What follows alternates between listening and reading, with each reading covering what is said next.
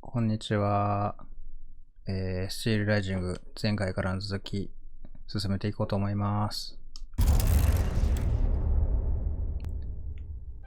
あとどれぐらい進捗どれぐらいなのかな。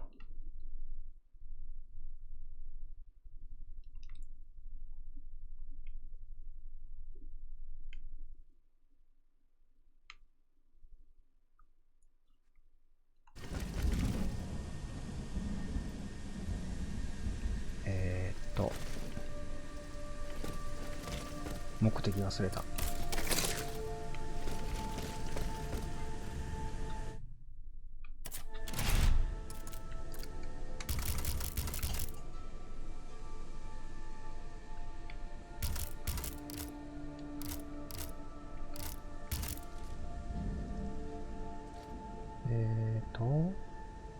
サブか。サブをやろうとしてる。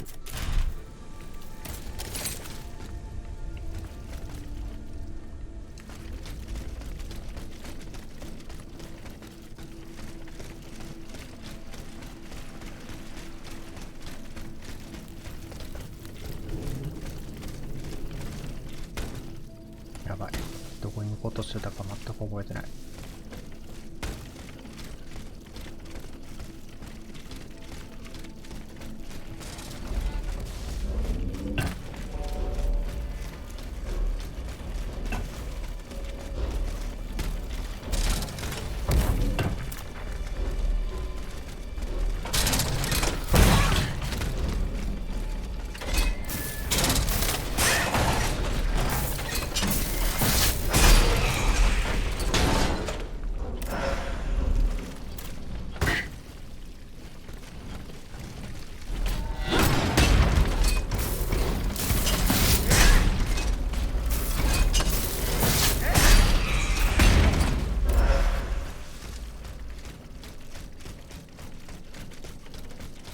兵たちを探す。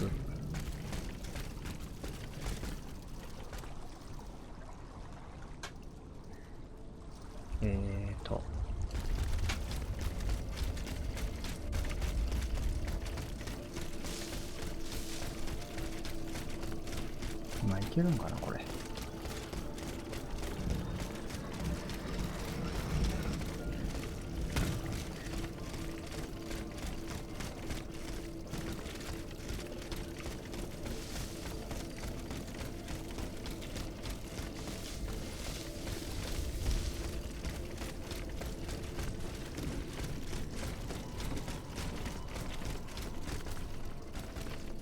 か。見に行こう。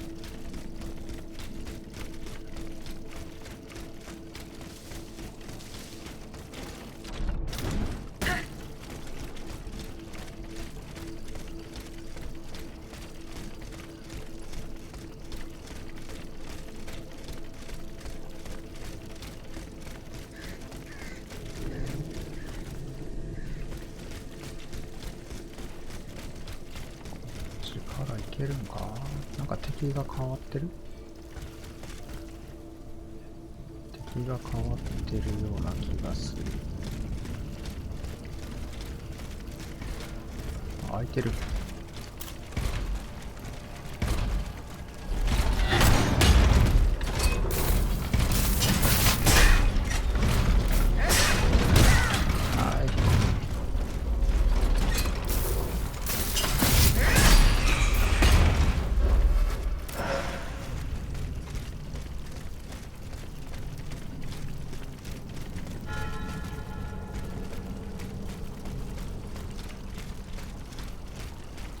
Escaped. 開けた記憶ないけどな。何で開いたんやろ。ミュルーズの4リーグ南東に位置する三塁へ向かえ。貴殿も貴殿の部下も乗客と話すことは禁ずる。宿駅の宿舎へで待機している。ハウザー隊へ乗客を引き渡せ。モティエ・ド・ラファイエット将軍より。誰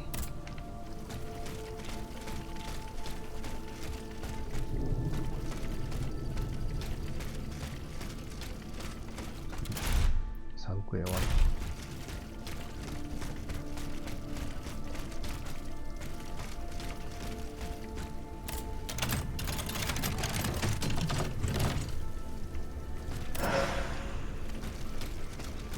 とカドリール。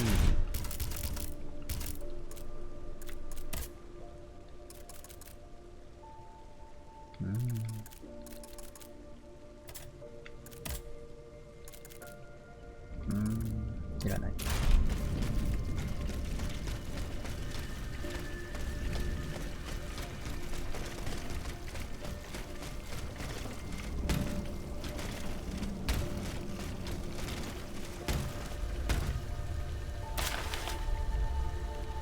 国王陛下へ。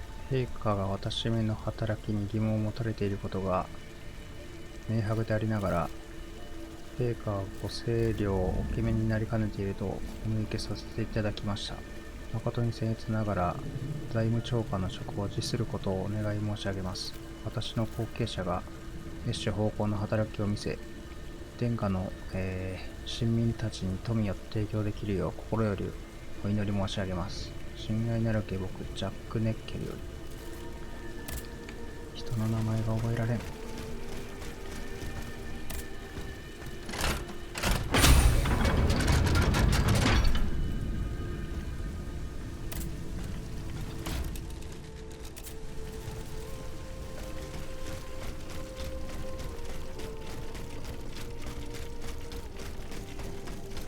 アンバリッド・ハイヘイ。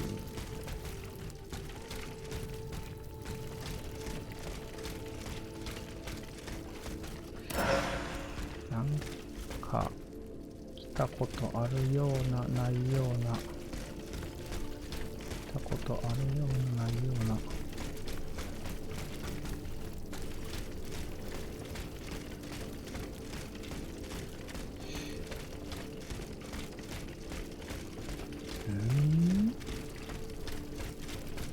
多分来てない。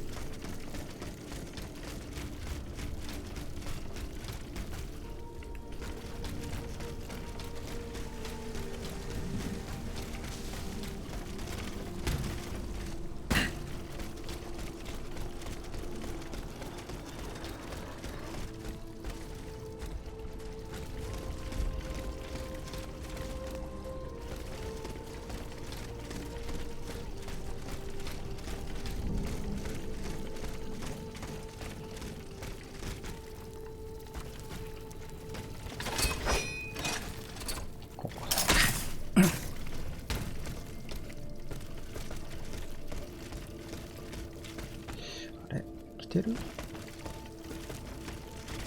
あ、これ多分倒したボス。ど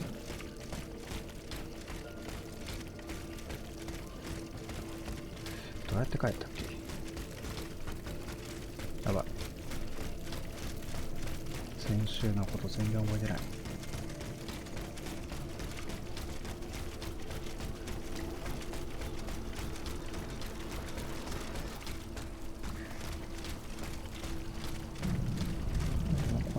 通った記憶が一切ない。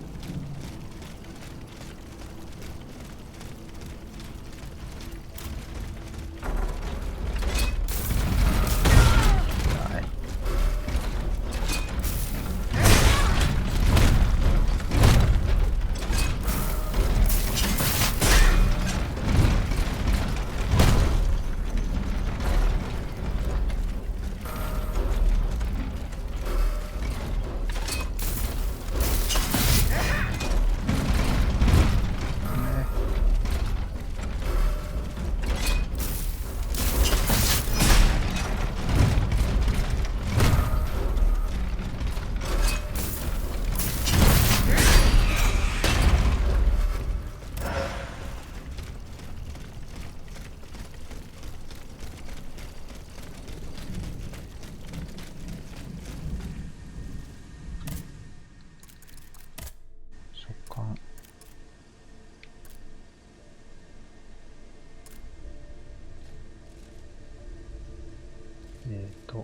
背景、貴殿から教えられた待ち合わせ場所に向かったところ、予想外の人物と出会いました。王妃様の、なんちゃらオリニャック公爵夫人です。なぜあのような独立した場所にいたのか。公爵夫人は洗いざらい話してくださいました。つまり、なんちゃら、閣下の頭痛の種となっている大切な馬車のことも知っているということです。シャルロット様と、王太子様は触れ知らずのままです。証拠から察するに、オルレアン公の配下の者に待ち伏せされたようでした。ご霊則が隠れていた馬車を襲ったのでしょう。護衛に派遣した騎兵たちは一人残らず王のオートマタに、惨殺されていました。妊娠。これ一刻を争う事態だぞ。速やかに真相を解明し、まだ間に合うようなら、オルレアニストの魔の手から救い出さなくてはならない。ああ、卑怯者のマラーメ。この手で八つ焼きにしてやりたい。何としても口を割らせてやる。待ってる。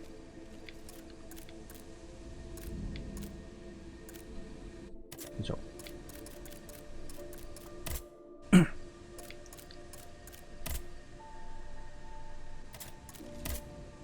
そうかな。多いな、これ。こっちからやろう。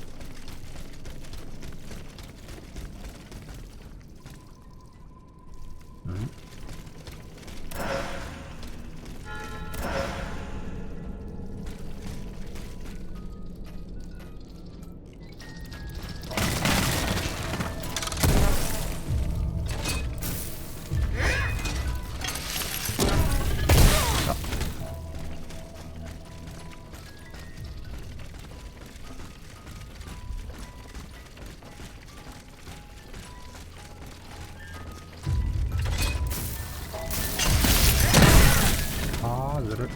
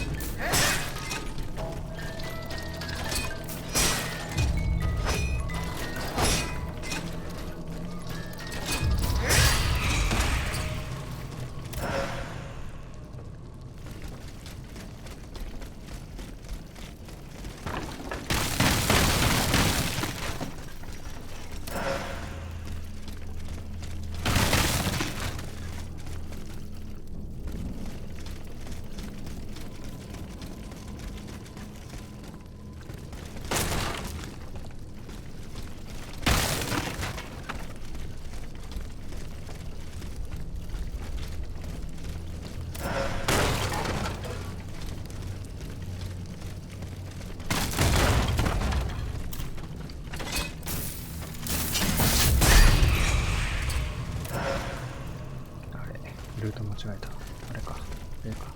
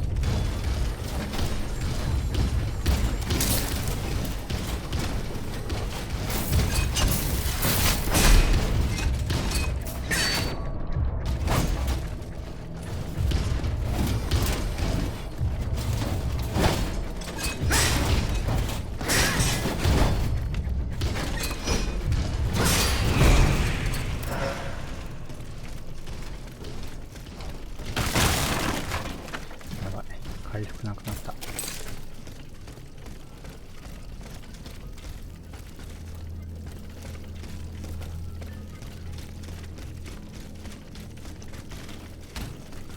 ちと向こうはルートは一緒。あれか。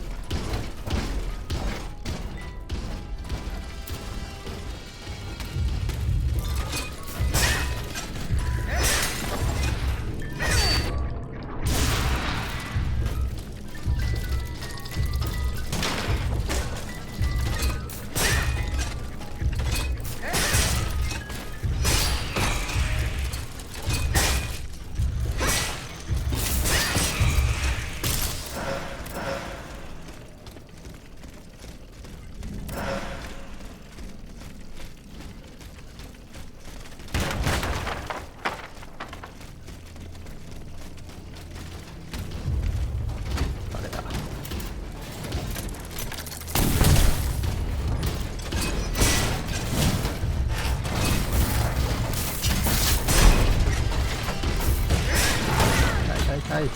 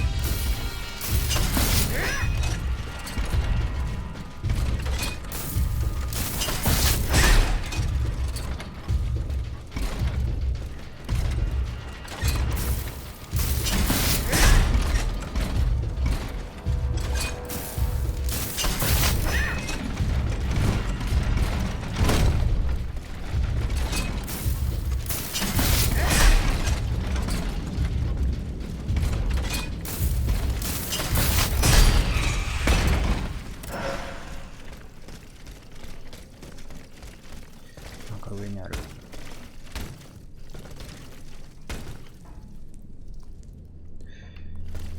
あとかな。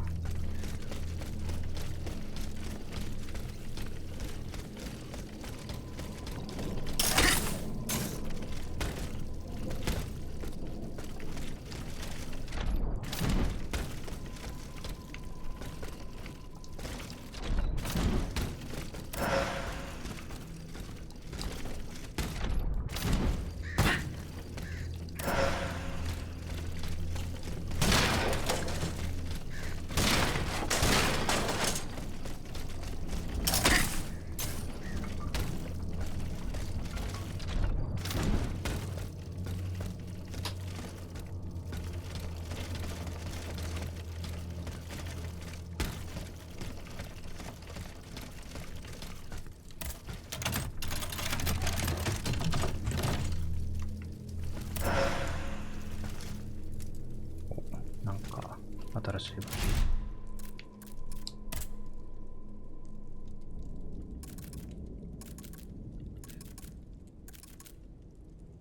一緒に見える。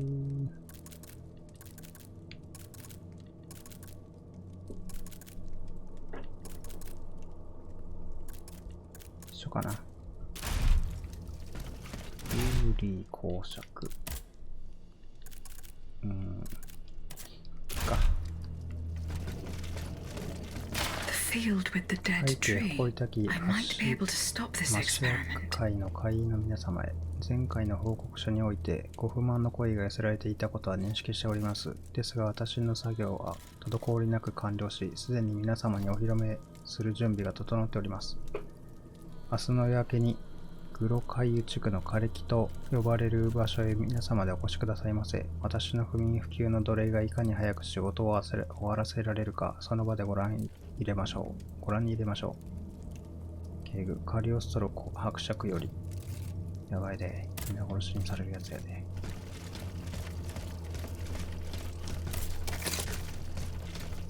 終わりっぽい。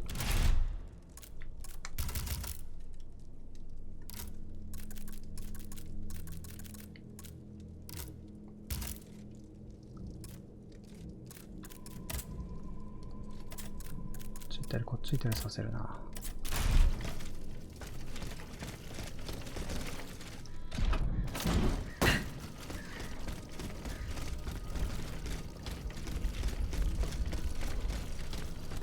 あれこれ、どうやって出たらいいんや。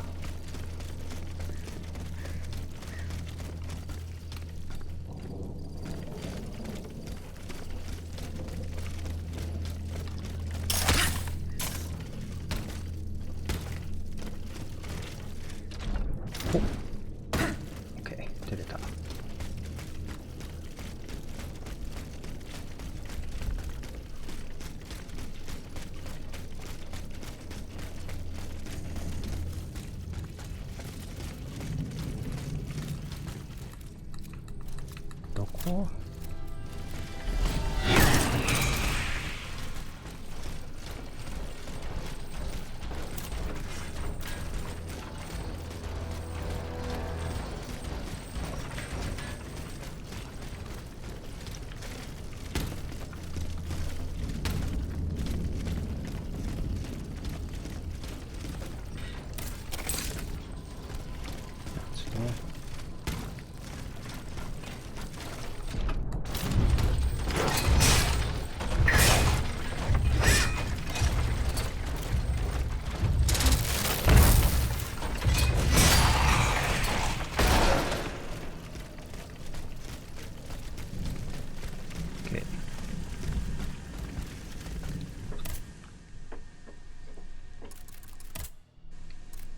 特に更新なし。こ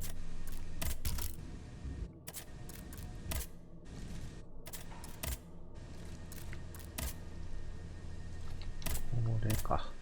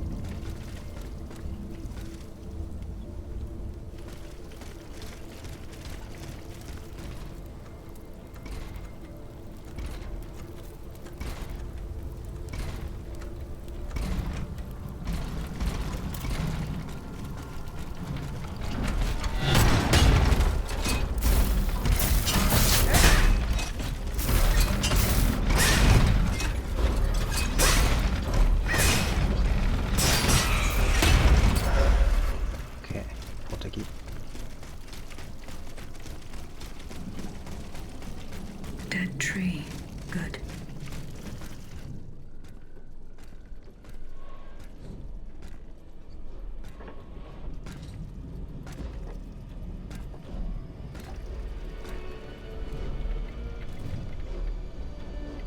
Don't move.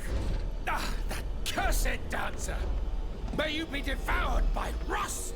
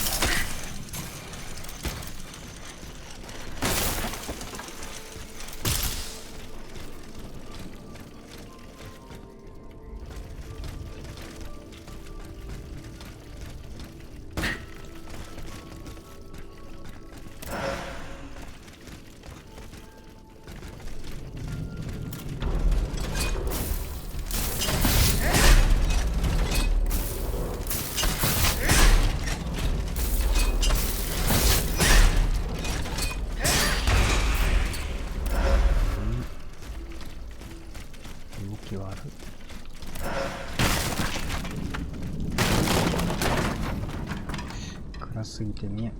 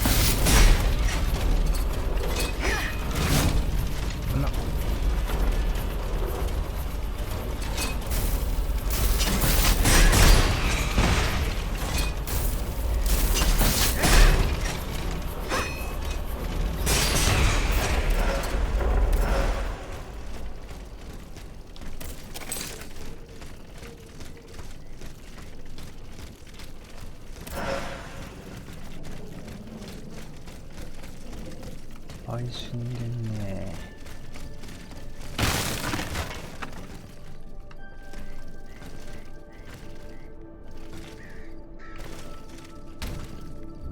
どうやって取ればいいのか。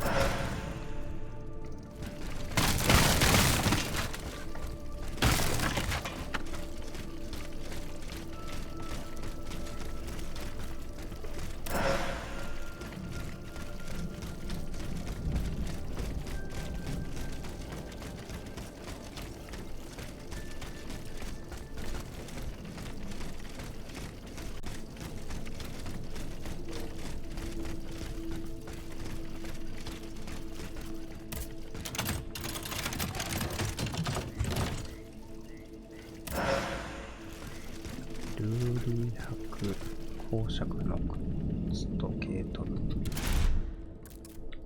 からない。弱い。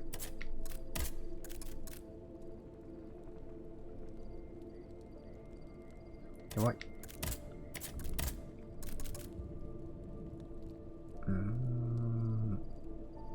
多分弱い。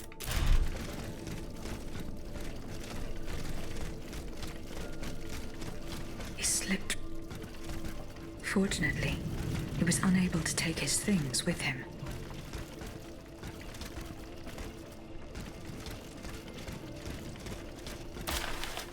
皆様のご不安を解消すべく、私は実前の準備を進めております。4日前のことですが、原子が一連の手入れに踏み切り、100名程度の黒人の逃亡犯を調達いたしました。現在その者たちはトゥアーデ・ディアブロのデポードノワールに監禁されております。ほとんどが逃亡奴隷であることは疑いの余地もないでしょう。ここで強調しておきたいことは、我が機械仕掛けの労働者一切の休養を必要としません。ただし、ロドコを燃え立たせるために倒木を火にくべる必要があるのです。これこそが奴隷貿易をこれまで以上に続けなければならない理由なのです。皆様の入植地の繁栄のために奴隷は必要不可欠ですが、生活費の心配はなくなります。下船した瞬間、奴隷たちは人間から生命流体へと姿を変えるのです。どれだけの費用が節約できるかをご想像ください。奴隷たちは火にくべるための燃料以外の何物でもなくなるのです。やば。もしかして、この機械の中に魂が入ってると。やば。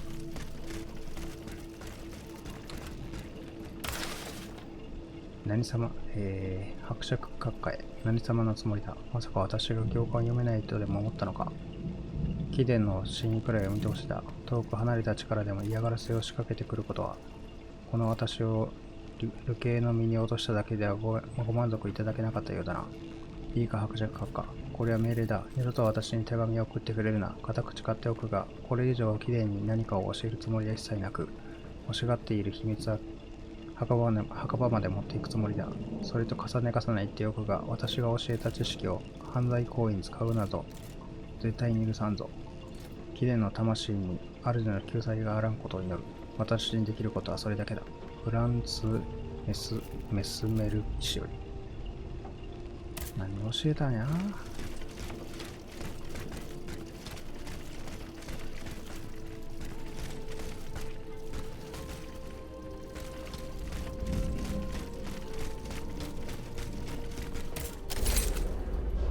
あっ、怖っ。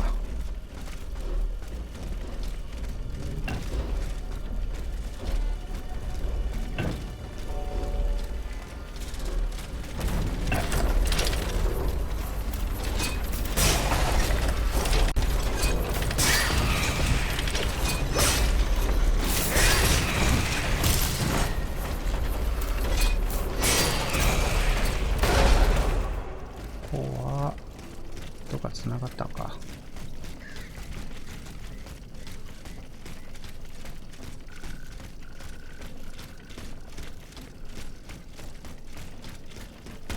オッケー。じ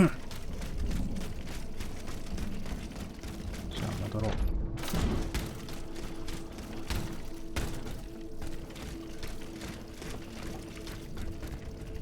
あれ。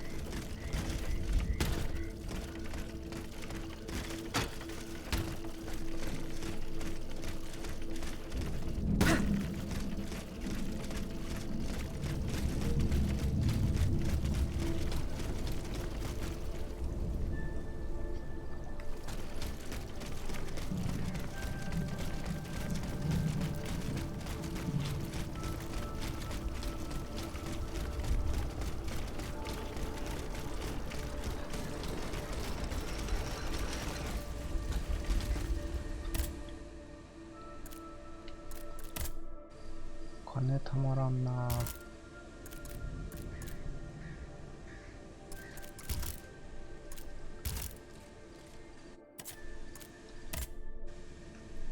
さて、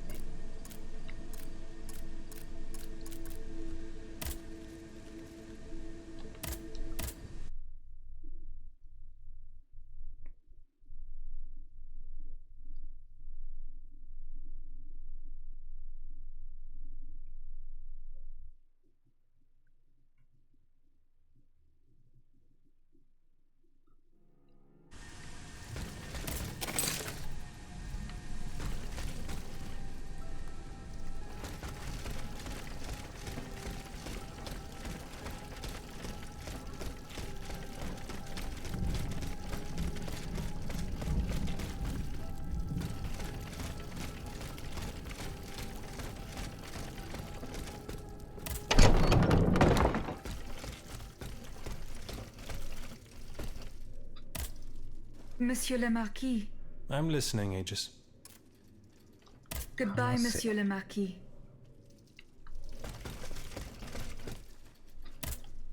Monsieur Necker.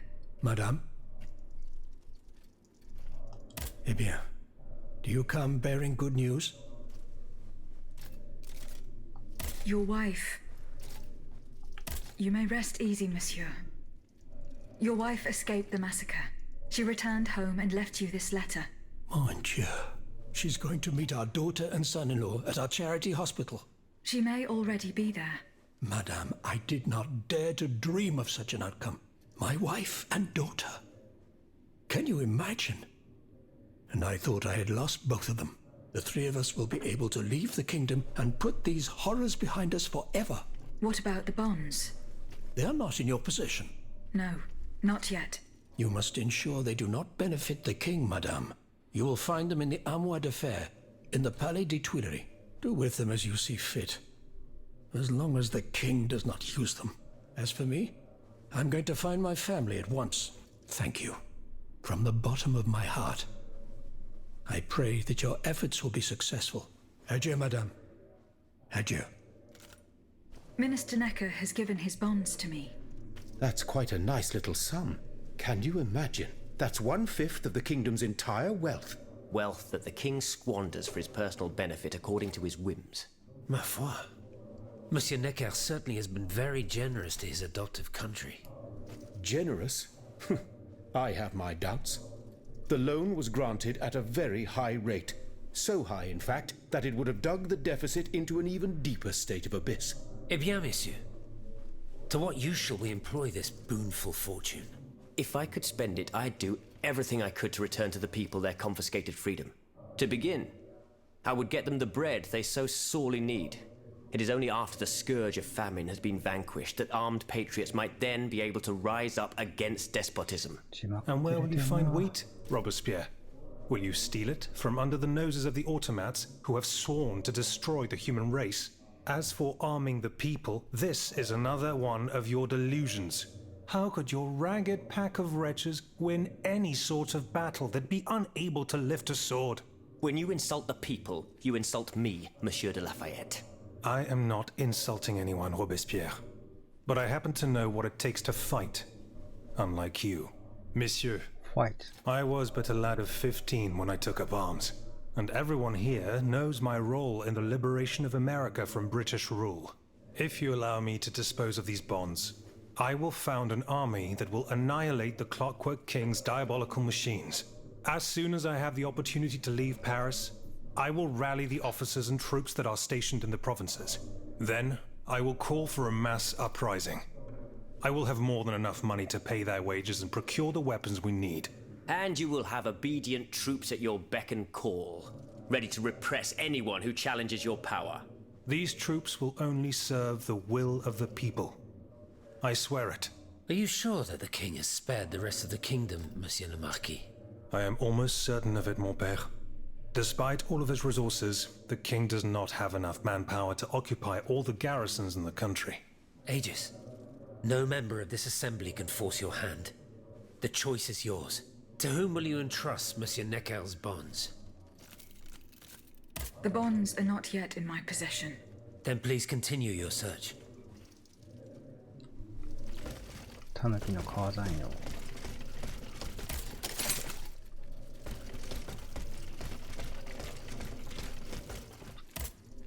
Monsieur de Mirabeau.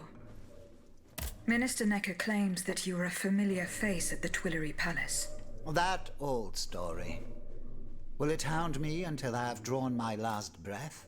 This, madame, is nothing but an unfounded rumor that I am trying in vain to dispel. To what do I owe the displeasure of having to defend myself once again? I must get hold of some documents that are kept in an armored safe in the king's chambers. What luck could resist your talents? Minister Necker said it was indestructible. Oh, I see. Well, let me think. Who could help you?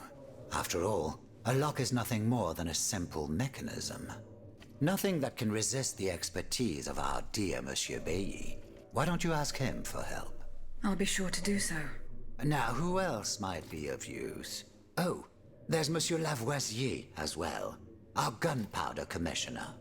I'm sure he'll have no trouble finding you something you can use to blow the door off that stubborn safe. Good. I will go and find him. Now, if you'll forgive me, I have an urgent matter to attend to. You are forgiven for everything. In that case, it has been a pleasure, madam.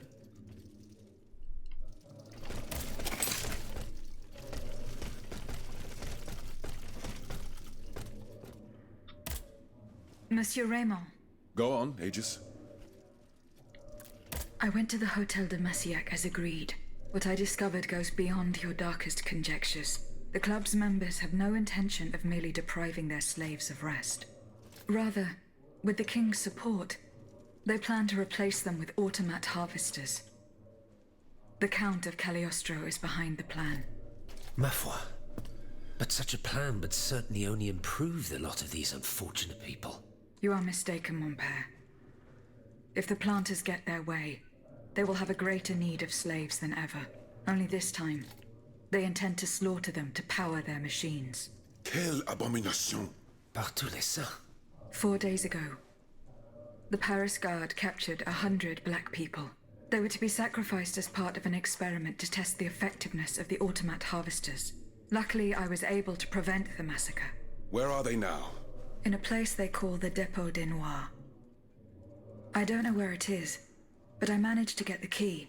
It bears the inscription, Tour du Diable. The Devil's Tower is a prison in Vincennes, within the chateau walls. That's 3 leagues from here. We'll only be able to free the prisoners once we're able to move freely ourselves. At least they were spared the fate that the king and his accomplices had planned for them.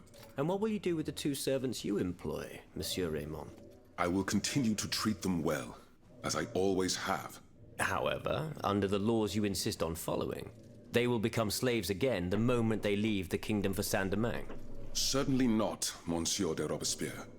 What kind of a man would I be if what I have heard had not opened my eyes? The planters of Massiac have been proven to be nothing but avaricious murderers. I thought I was dealing with opposition, but now I discover them to be vile enemies, from whom it would be vain to expect any compromise. From this day on, I will fight against their interests with all my strength, and will not lay down my arms until the last slave in the Empire has been freed. Rest assured, then, that the people will fight by your side, Monsieur Raymond. That's the spirit, my friends. Vive l'égalité. Has anyone seen Monsieur de Mirabeau?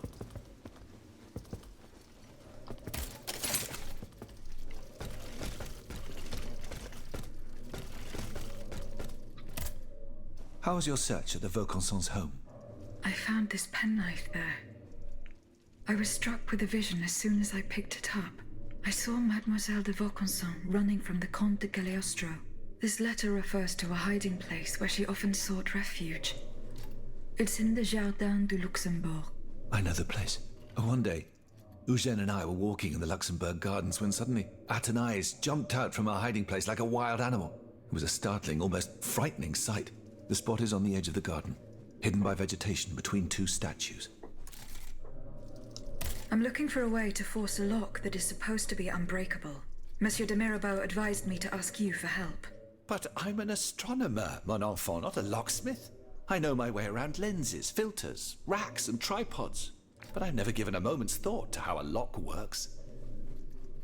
God, Monsieur de Mirabeau was joking with you, that's all. Où est-il, ce brave homme? So that we might ask him. He has left. A matter that could not wait. Excuse me? Do you mean he left the convent? That's madness. What was so important that he would put himself in such danger? Intriguing indeed.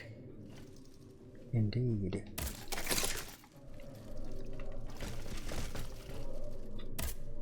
Monsieur Lavoisier, What can I do for you, Aegis? I would like to access the contents of a safe that is supposedly unbreakable. Dare I ask for your help, Monsieur Lavoisier? And how can I be of assistance to you, madame? I need gunpowder to break through the door. Gunpowder? But I don't have a speck of it, mon ami. Do you think I just walk around with explosives in my pockets? Oh. I apologize. It was Monsieur de Mirabeau's idea. Mirabeau? What is this ridiculousness? I suspect he knows full well whatever he's playing at. Where is the animal? So we can ask him what's truly going on. He has left. He had an urgent matter to attend to. Eh bien, I'm sorry, madame. If I could inspect the safe and determine what metal was used in its fabrication, I might be able to find a solution. But given the circumstances, I'm sadly not in a position to help you. I understand. The clues I found at the warehouse suggest that the gunpowder was moved to the Bastille. Diable. You must find a way to get there and put an end to this threat. The clues I found at the warehouse. Diable. Goodbye, Monsieur Lavoisier. 一通り話したかな。よっしゃ。じゃあ次行こう。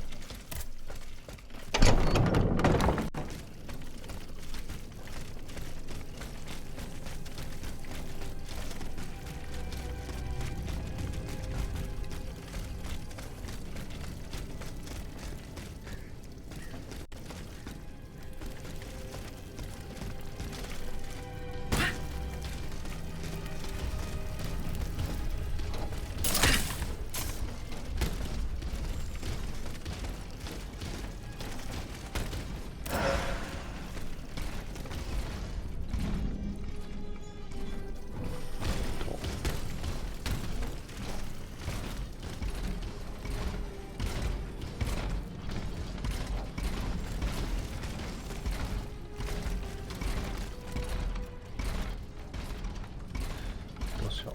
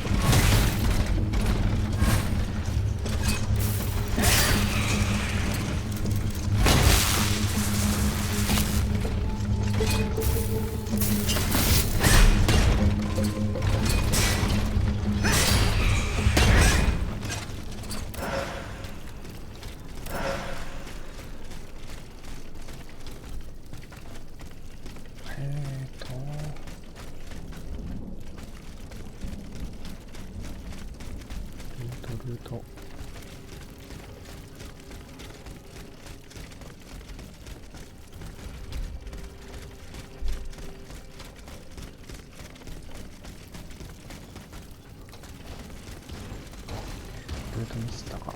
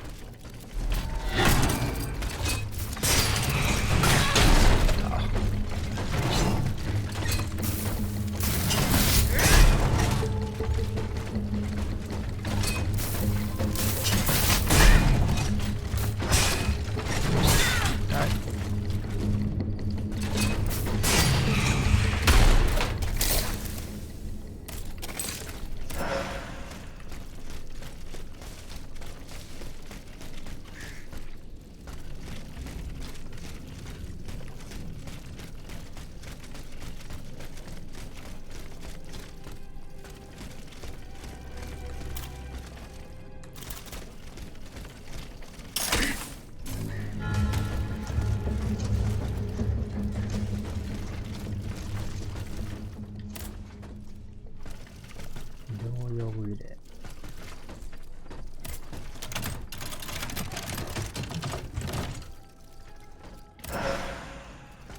スクレドロアの頭巾。スクレドロアのコート。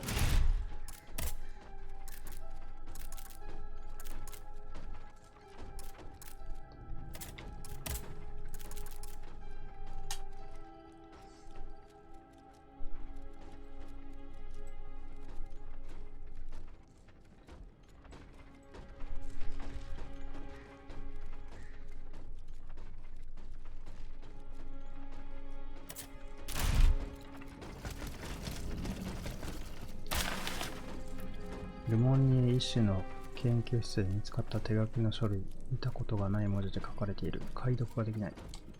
はい。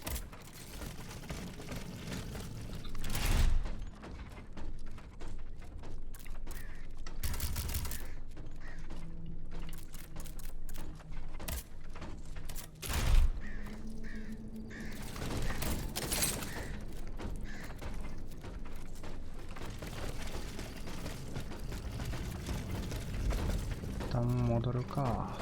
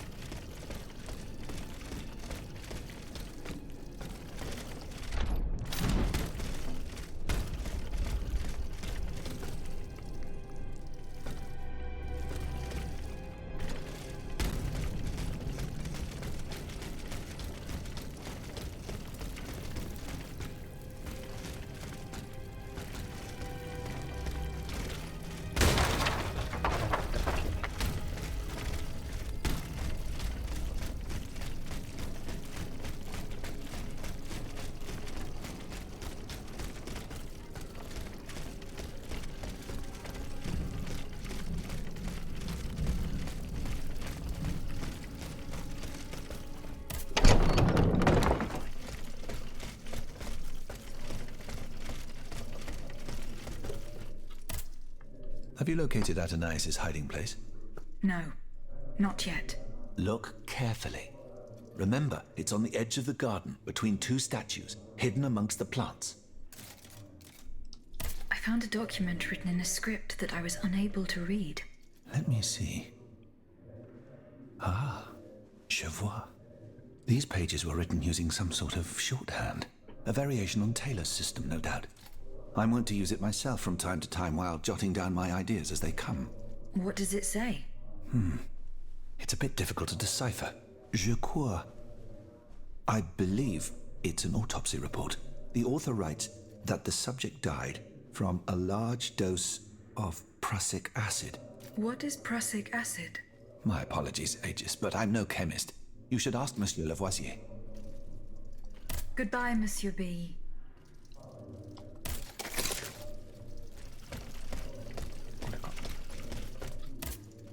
Monsieur Lavoisier, What can I do for you, Aegis? what is prussic acid? It's a volatile compound extracted from Prussian blue, which is a pigment derived from the cochineal, an insect. What does it do? Oh, it's a lethal poison, of the most dangerous sort. Though at weaker doses, it merely induces a deep soporific state, or a coma, if you will. A deadly poison.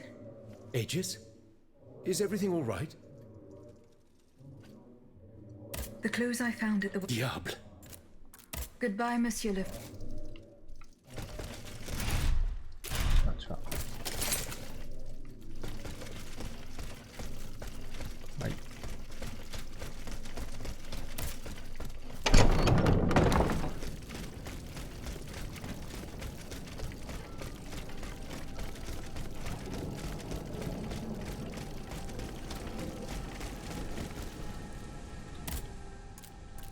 これね。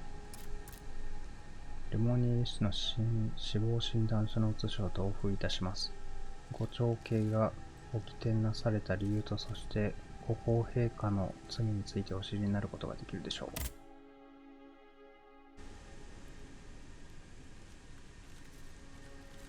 あれ、以上。何あげようかな。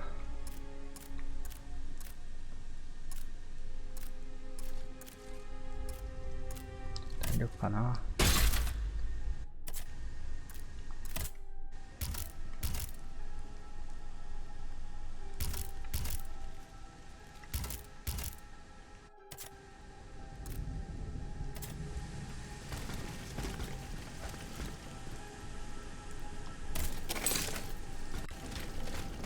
あれ行こう。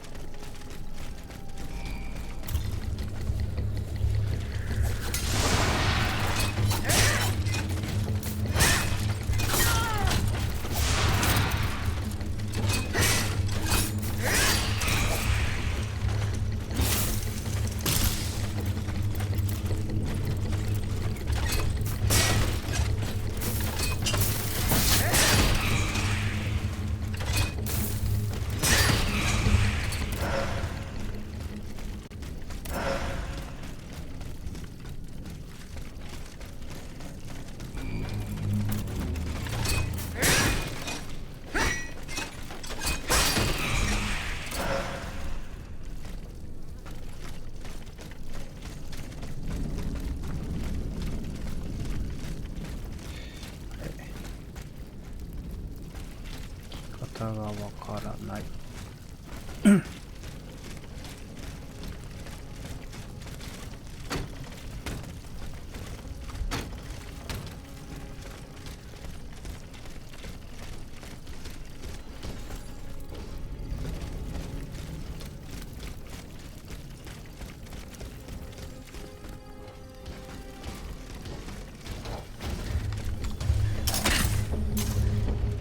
さよなら。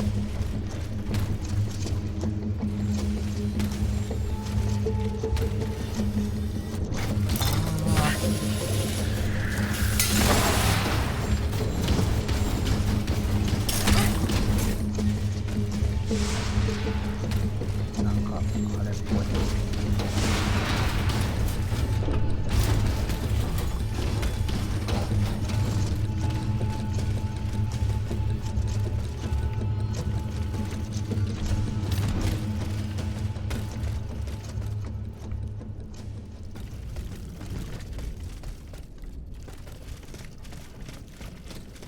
ほら。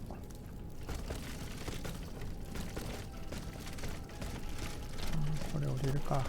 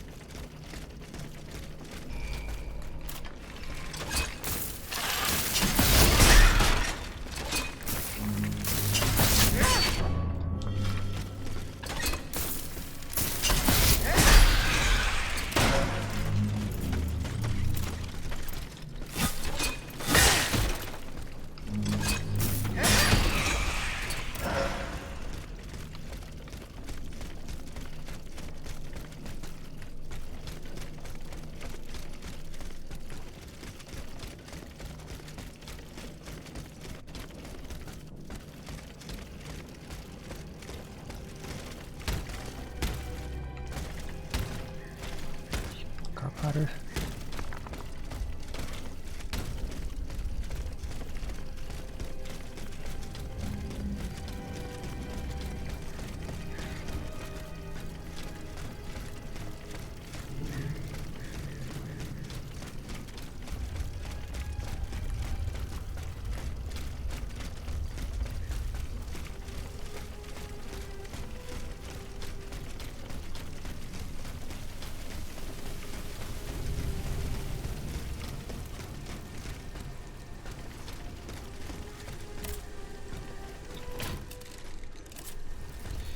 やばい、帰れる気がしない。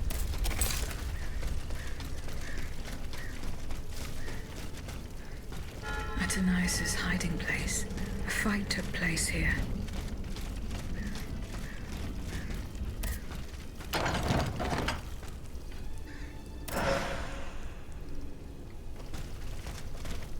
Franciscus Antonius. What unusual names. Whose king could this be? Perhaps the guests at the Cordelier can enlighten me.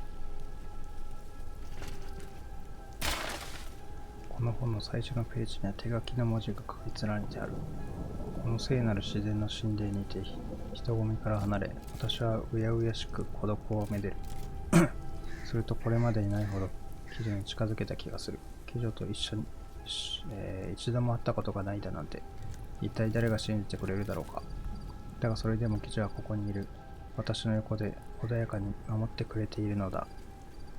いつかまた貴女に会える日が訪れるだろうか。リードロさんは信じていないみたいで、それを考えると私は背筋が凍りつくような気がしてならない。私は天国を信じたい。そして愛しの母上は私をそこで待っているのだと。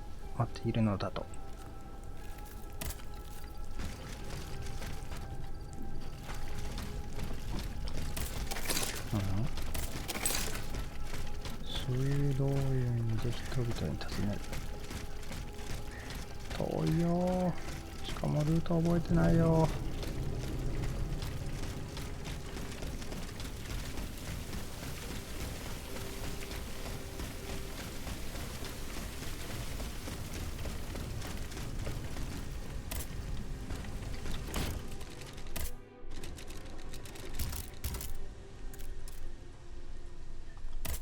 どれだ。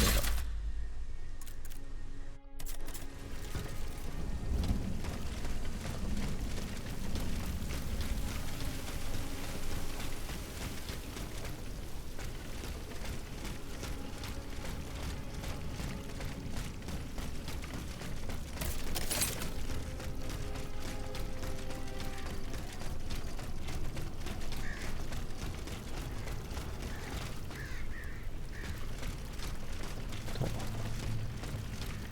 っちでいいんかな。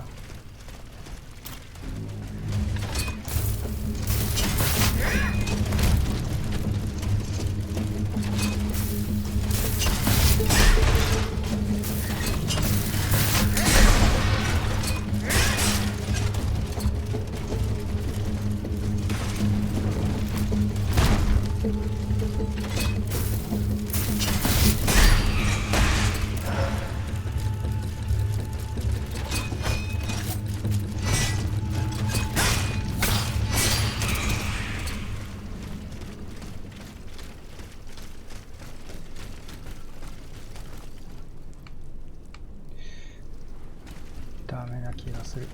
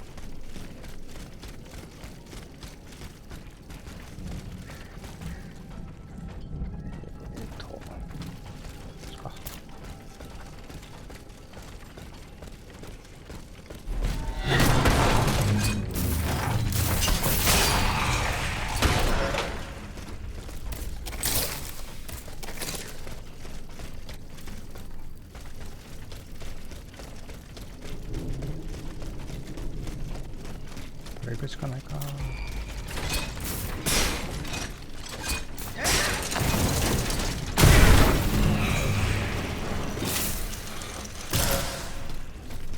受け方がわからん。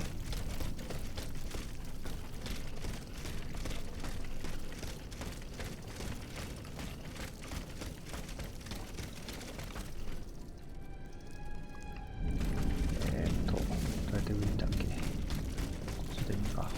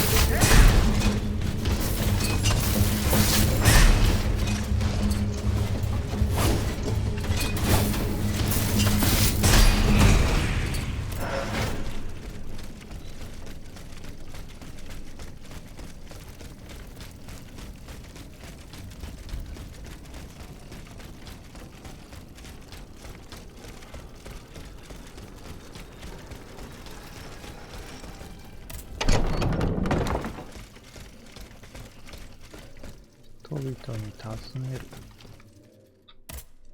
Monsieur Raymond, Go on, Aegis. I found a cane inscribed with the name Franciscus Antonius. Does that mean anything to you? No, I'm sorry.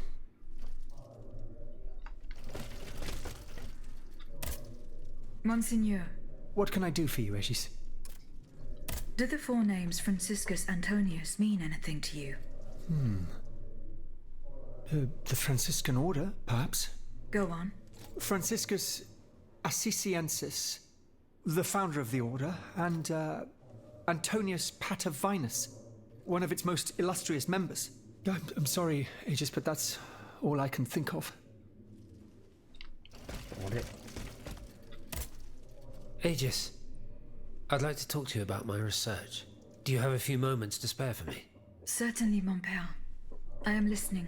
I've carefully collected the testimony of our companions here. Then I compared them with the observations made during my investigation of the man who calls himself Cagliostro. I came to quite the shocking conclusion. I believe I have discovered how the royal automats remain constantly in motion, like clocks that never need winding. They get their energy from the souls of the dead, Aegis. They drink from the anima essence that permeates the purgatory described by Monseigneur de la Fare. These machines feed on the dead. The greater the massacre, the deeper the river where they slake their thirst. Is there any way to stop the bloodshed, mon père? I believe there is always hope, Aegis. As long as I remain free to pursue my research, I will never lose faith. I keep thinking about the three Nemes. These echoes. All of this is clearly related to Nicholas Flamel's work. The alchemist? Precisely, mon ami. And this leads me to fear the worst. What have we to fear from an alchemist who died nearly 4 centuries ago? Not him, per se. Rather, the heretic who is exploiting his discoveries. This poses a grave danger to us all. What do you fear, mon père? What do I fear? Nearly 2 months ago, the king forbade anyone from setting foot inside the Église Saint-Jacques de la Boucherie, near the Hôtel de Ville. He had the priests forcibly removed. They hardly even had time to save the church's sacred relics. Since then, only our Father in Heaven knows what they've been doing there, hidden away from the people of Paris. Oh dear. Flamel's tomb. My thoughts exactly, Monseigneur. Legend has it that Flamel was buried with his lapis philosophorum. What is the lapis philosophorum, mon père? The Philosopher's Stone. Where do I begin? No one knows its true nature, or even what it might look like. All that is known is that it is said to grant untold riches and eternal life to whoever possesses it. Its very existence is questioned, of course. But if it's true, just imagine what sinister purpose the king and his accomplices might find for it. We must elucidate this matter at any cost. Where is this tomb? In the church's crypt. The priests always ensured that it remained undisturbed, despite the mystery surrounding it. But now they're no longer there to protect it. We need to know for certain. But how? There are automats everywhere. Aegis, Oui, mon père. will you help us get to the bottom of this? Did you not say that it was impossible to enter the church? There is perhaps a solution. The penitent's door behind the Châtelet leads to the Quartier de l'Hôtel de Ville. It's only opened on Good Friday, but this year, I had the honor and good fortune to lead the procession. Here is the key. Franciscus Antonius. Does that mean anything to you? Let's see. François Antoine. No, that doesn't mean anything to me, I'm afraid. Désolé, ma chère. Goodbye, mon père.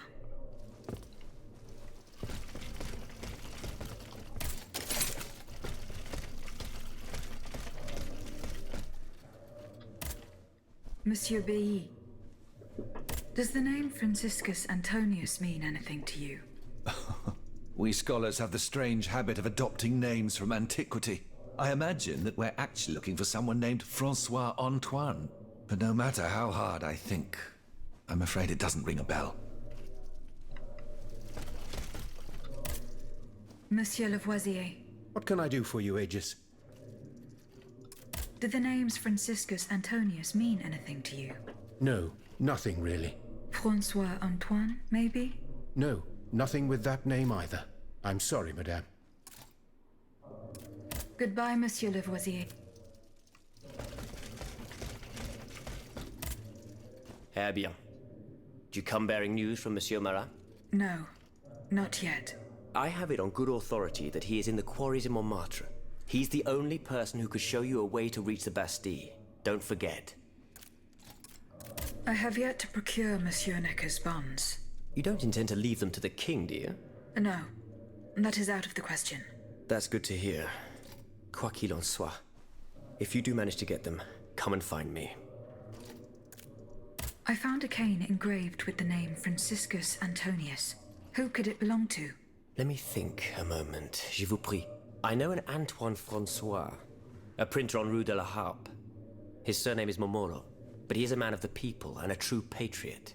I doubt that he ever sported a cane with his name engraved on it. Is your plan to arm the populace going as planned? Oh, far from it, madame. The situation is hopeless. Even if they were armed and formed into battalions, the patriots would not be able to fight. Why is that? Most of the strategic points in the city are inaccessible. A strange illness strikes all who try. They are seized by an irrational fear, one so great that those who do not lose consciousness go mad or perish on the spot. This makes it impossible to do anything. Any attempt at an uprising is a fool's errand. The locations you mentioned share a common feature. A statue holding a lantern. That's right. From what little I could make out, they appear to be depictions of a Vestal Virgin watching over the sacred fire. Une lanterne des morts. What do you mean, monsieur? Lanterns of the dead. Ancient stone pillars that are found near some cemeteries. Our ancestors kept a fire going on top of them. Today, no one knows what they were used for. A symbol of light triumphing over darkness, perhaps? Others claim that human bones, mercury and lime, were burnt there. Some odious sorcery that was meant to entrap the tormented souls that wandered around the burial grounds. That makes sense and confirms my observations. I'm now certain that the King's lanterns capture the anima essence of the dead who have been cast into purgatory. And that this essence is what allows the automats to stay in motion, without needing a key to wind them. Pater noster qui es in celis, sanctificetur nomen tuum. Now that I think about it, madame, you obviously are not subject to the harmful effects of these lanterns. No, au contraire. When activated, these statues reveal an apparatus that allows me to repair myself. It follows that if you destroy these lanterns, the people will be free to fight again. Unfortunately, they are preternaturally strong. Nothing can so much as damage them. Come now, no metal is indestructible. If we knew what these lanterns were made of, perhaps I could find a way to destroy them. Take a look at this ledger, Monsieur Lavoisier. It contains a list of metals. I found it by the factories, near Vaucanson's workshop. Let's see. Steel, molybdenum, very good. Tiens, donc, tungsten and zirconium. This master blacksmith knows his trade. These metals can be used to make the strongest alloy imaginable, as long as you have a fortune to invest. For that, our clockwork tyrant knows no bounds. Well, Monsieur Lavoisier, is there any way to break this alloy? Break it? Certainly not. But mineral acid could change its structure. Melt it, perhaps. I would recommend sulfuric acid, or vitriol, if you prefer to use its common name. Where can I obtain some vitriol? I had some, but my laboratory at l'Arsenal was ransacked. I can't tell you any more than that. You should ask my colleague, Monsieur Bailly. He uses similar substances in his research.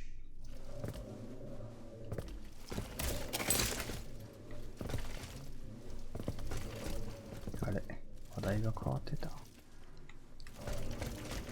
ラストかな。Monsieur le Marquis.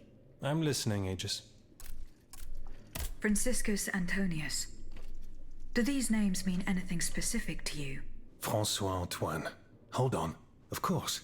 That's the master arquebusier who killed the beast of Gévaudan. The affair took place during the reign of Louis the Beloved, just a few leagues from the castle where I grew up. I was still a young boy, but I remember it like it was yesterday. It caused a stir all over the country. I doubt that it has anything to do with my case. I don't know. I'll let you be the judge of that.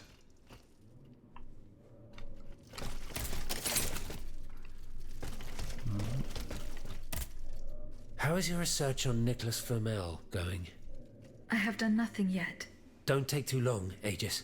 Don't forget that the tomb is in the crypt of the Église Saint-Jacques de la Boucherie, under the cemetery. The church isn't far from the Hôtel de Ville. Goodbye, mon père. Monsieur Raymond. Go on, Aegis. 違う。 See you. あれ、誰に話してないんや。いいか。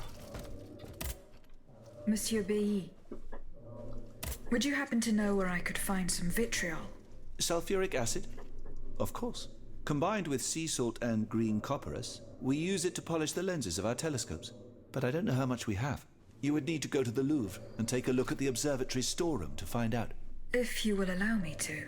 Of course, madame. Here is the key. I have not yet found the vitriol that we need. As I said, you will find it in my storeroom on the ground floor of the observatory. Goodbye, Monsieur Bailly.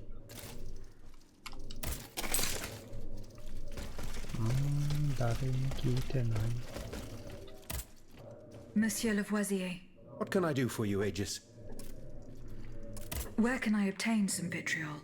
I had some, but my laboratory at l'Arsenal was ransacked. I can't tell you any more than that.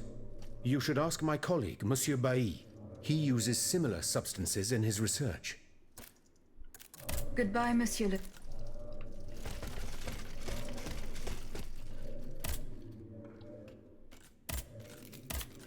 あれ。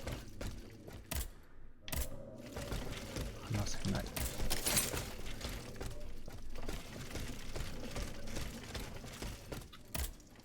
Monsieur le Marquis. I'm listening, Aegis.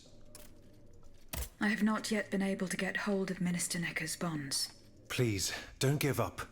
And do come back and see me when you have them.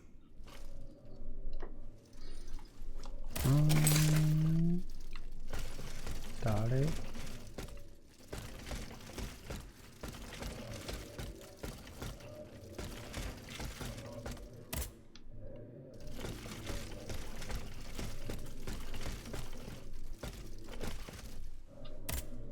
Monsieur Raymond. Go on, Aegis. See you Monseigneur. What can I do? Goodbye, Monseigneur. Allez en paix. How is your research on Nicholas Flamel? I have done. Don't forget that the church isn't. Goodbye. あれ、話せる人がいない。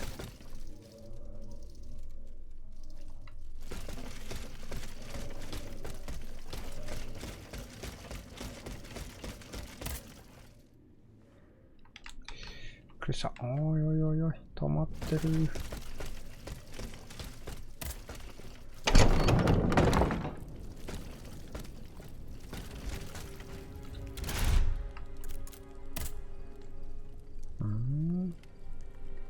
クエストが終わらない。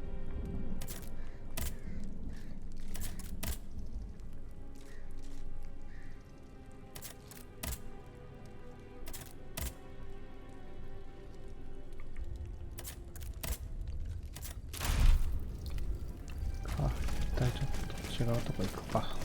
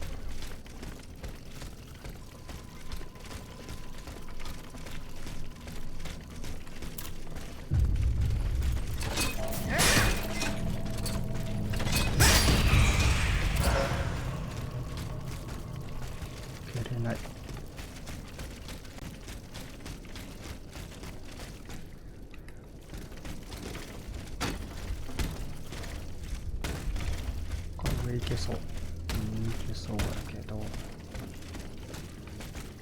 ああ、帰ってくるルートかな、あれ。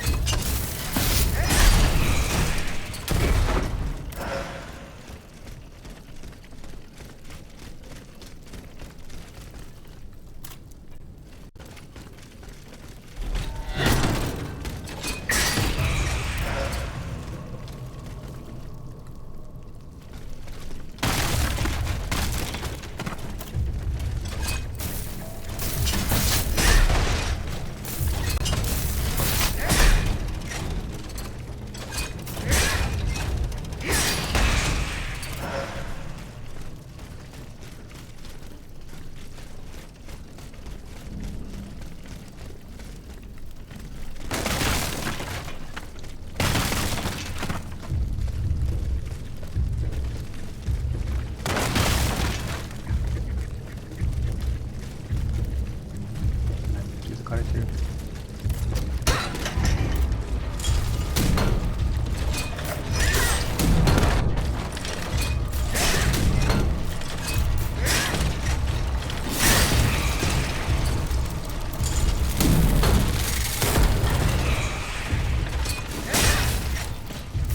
やばいやばい、死ぬ死ぬ。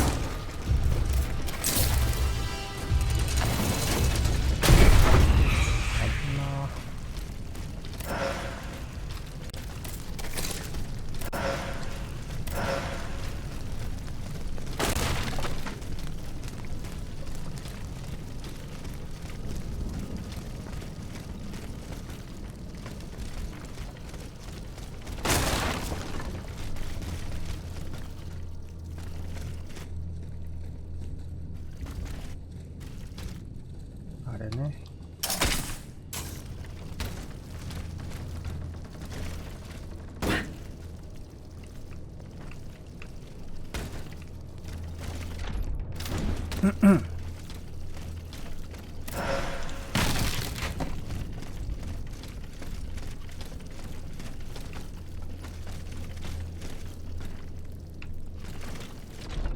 かかる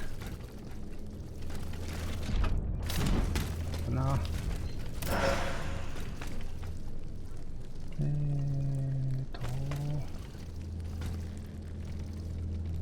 こうか。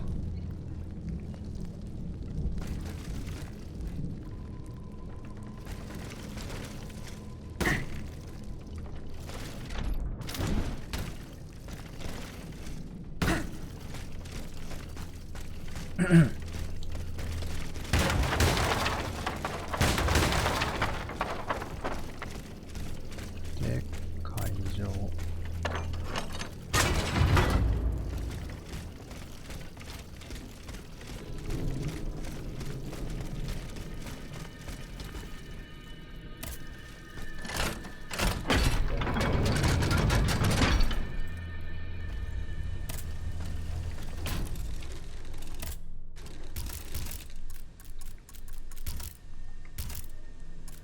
どうしよっかな。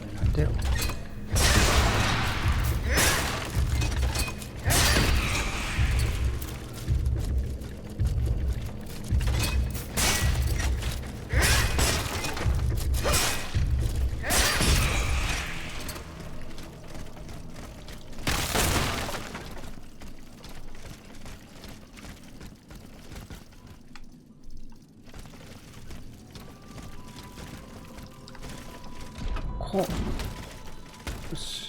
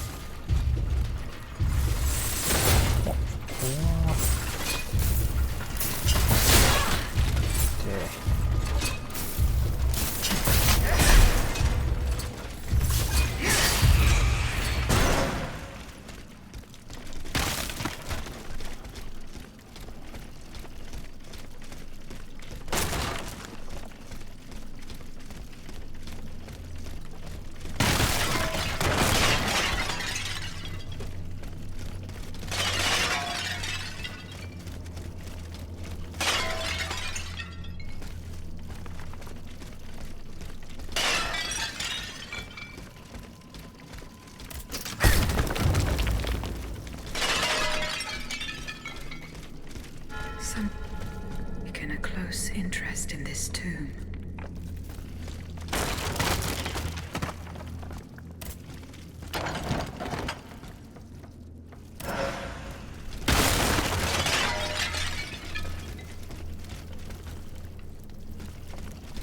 まあまずは探索で。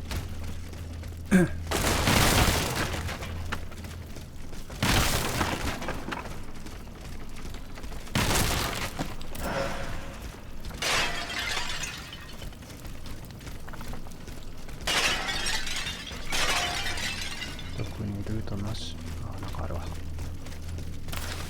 さまざま Hurry な and follow the directions on the 領 receipt. 収記 It と also mentions 採 the 掘 Quartier 記 du Saint-Eustache 合計 and Rue 140 Saint-Honoré. リーグロー全額受領ダイクベルジョによりジョセフ・バルサモ様へ配送済み配送先ティールリー近隣サントスタッシュ地区のバルサモ様の工房。領収書がなんでこんなところにあるのか。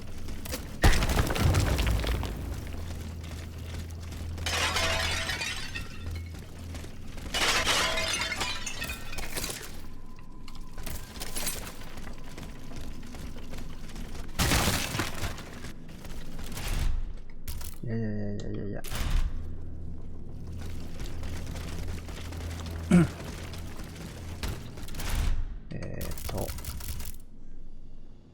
何にもなくなった。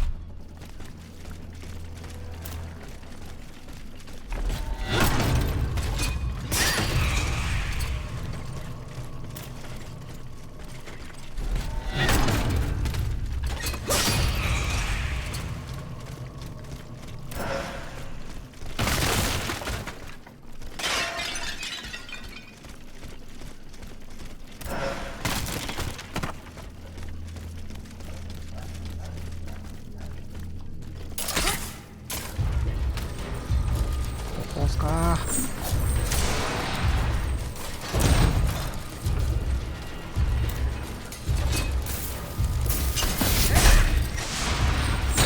あ、痛い痛い痛い。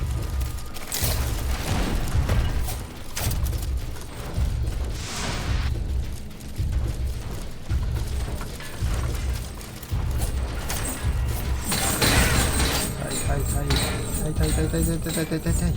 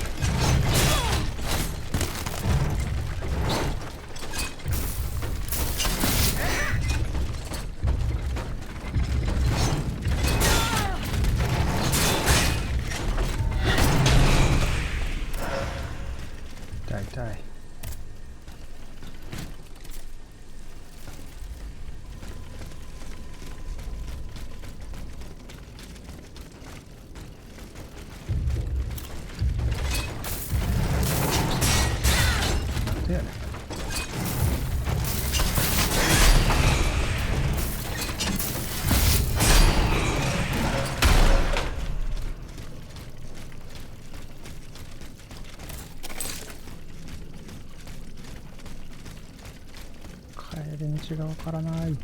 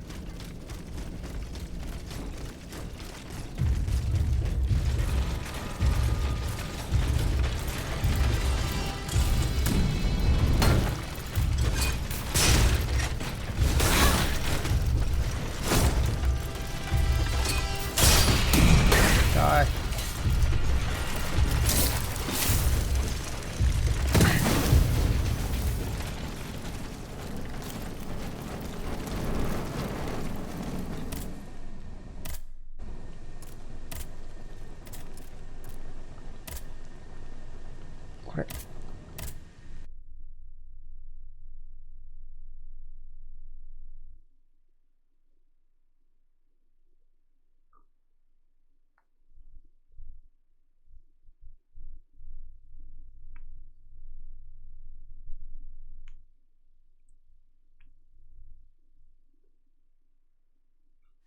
Here I am at an impasse. Should I go to the Tuileries to examine the safe? There may be a way to force it open. I can get to the Tuileries Palace via the Louvre. Then I should be able to enter it through the courtyard.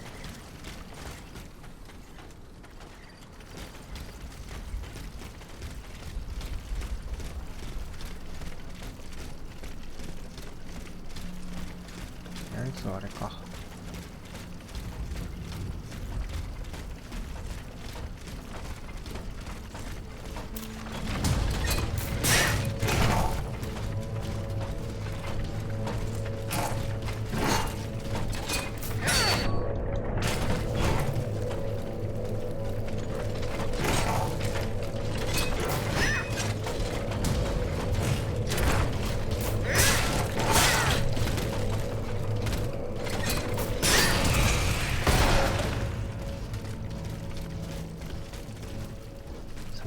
どうやって上行こう。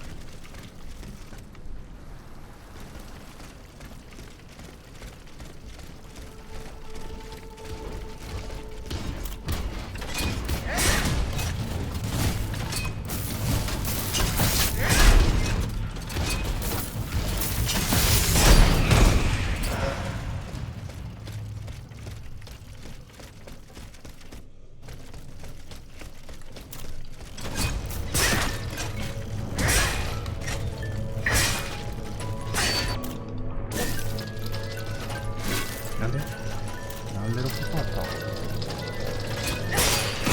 あ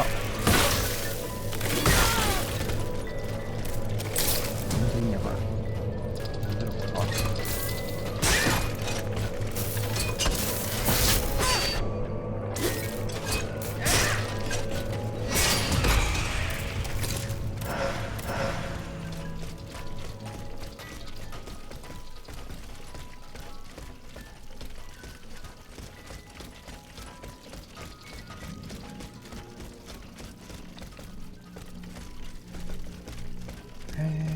どっから行ったっけ。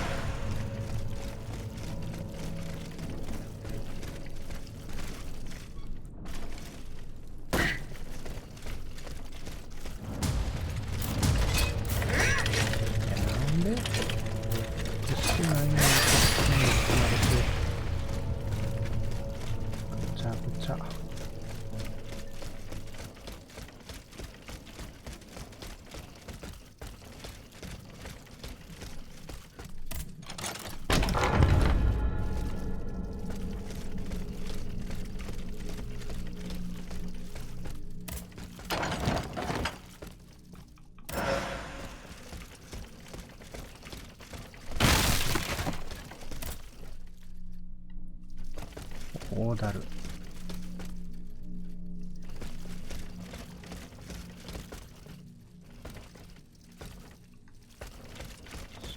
次はどっちから行こうかな。金行こうかな。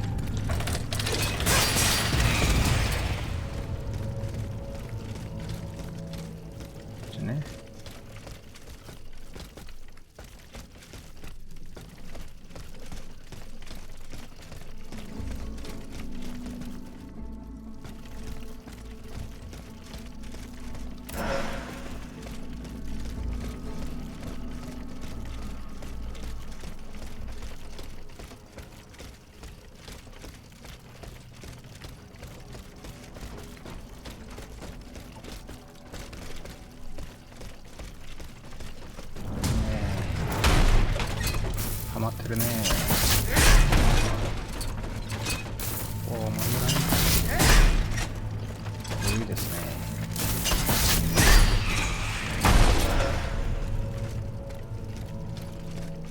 敵の幅と背景サイズが合ってない。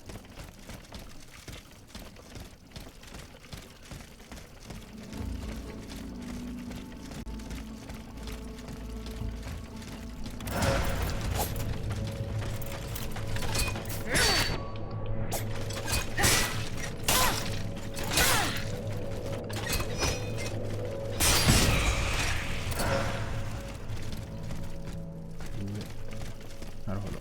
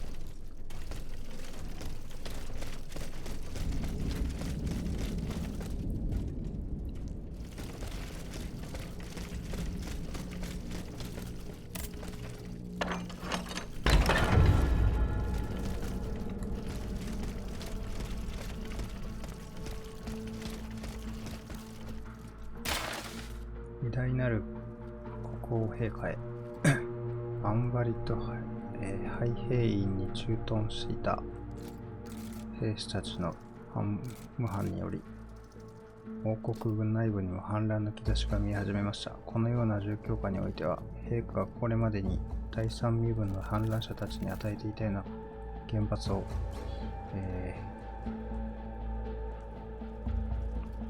こたびは兵士たちに与えるように進言いたします。不をせず、兵舎に立てこもる者たちは無慈悲な鉄槌で粉砕すべきでしょう。王権が維持できるかどうか、その瀬戸際に陛下は立っておられるのです。カリオストロ、前がいらんことしてるんやな。ラスボスかな。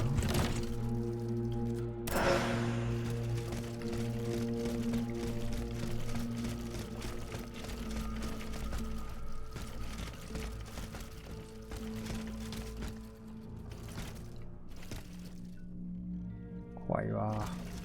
動き出しそう。The lock wasn't forced. Whoever opened it had the key. Monsieur Necker's bonds are still there.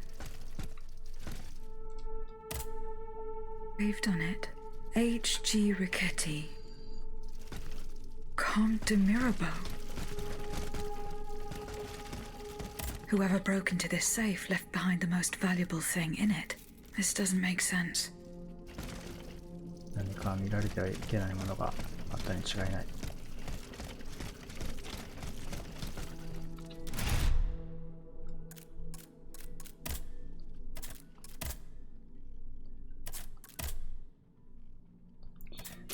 国籍を誰に渡すかで反応が変わりそう。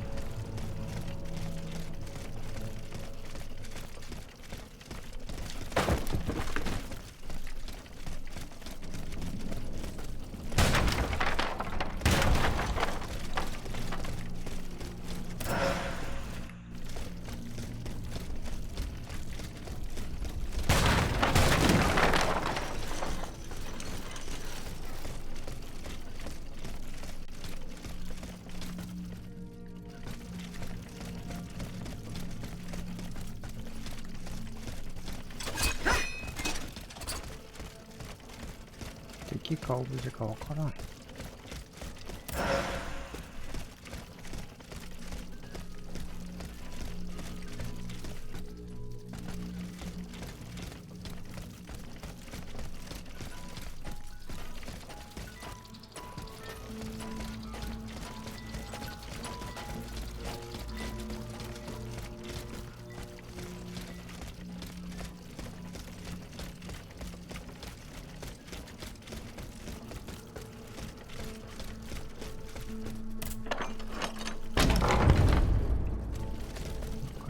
広がるけど全然マップが繋がらん。頭の中のマップが繋がらん。いいか。な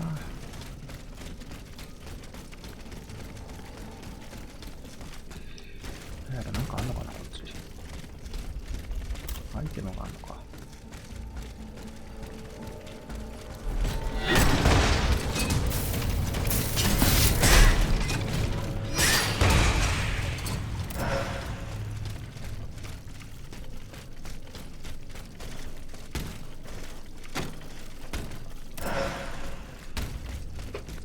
しょうもな。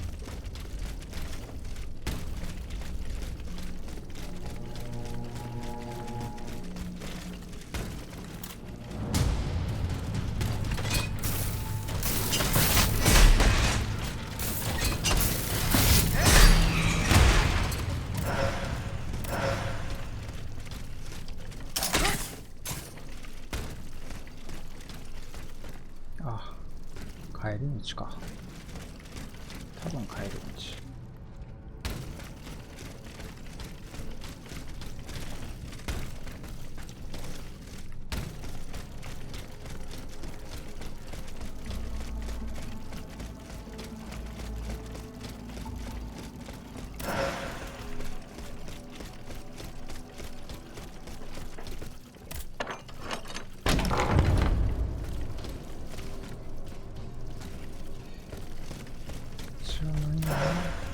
初めて来るとこか。初めてっぽい。い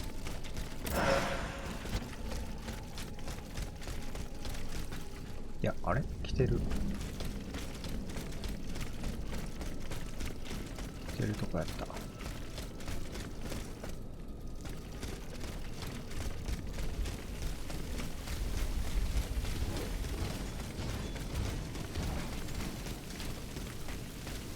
れ、こっち行ってない？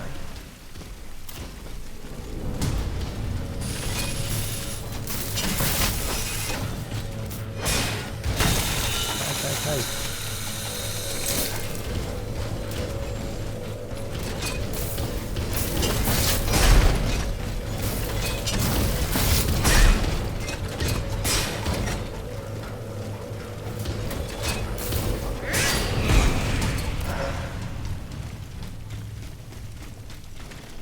あ、壁がある。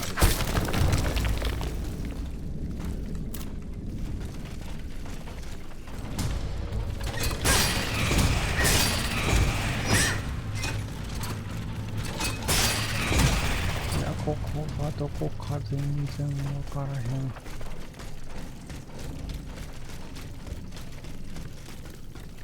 おそらく来たことあるとこなんかな。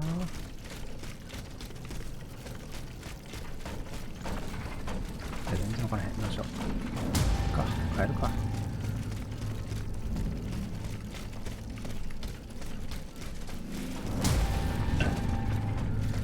無理に探索しなくていいよね。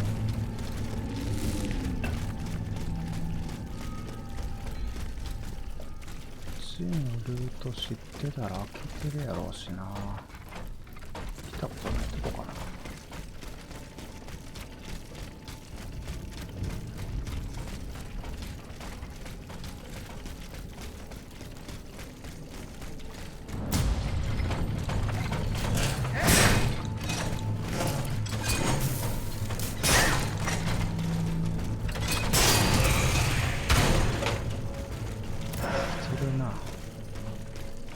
てるけどルートわからん。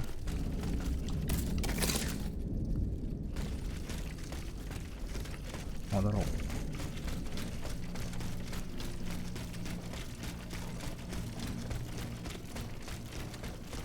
違う違う、こっちか。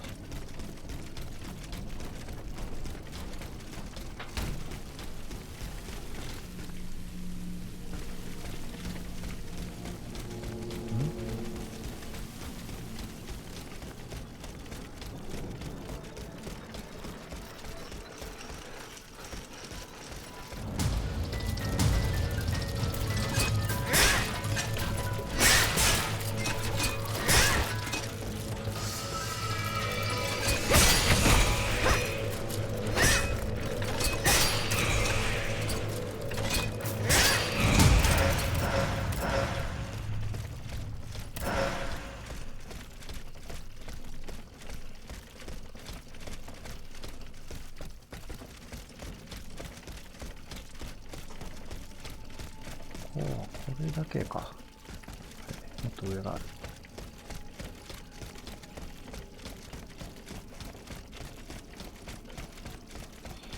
いや、特に何もない。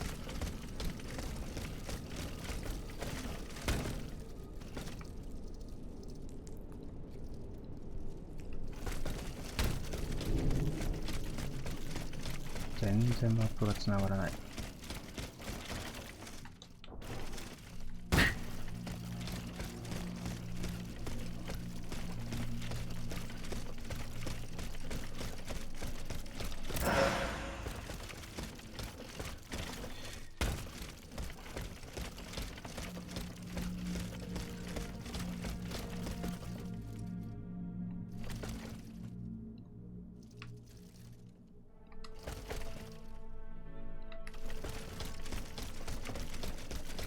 どうしよう。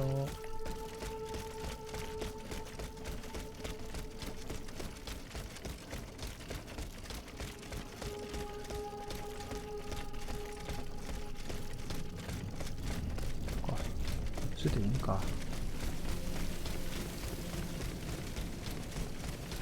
こっちがルートか。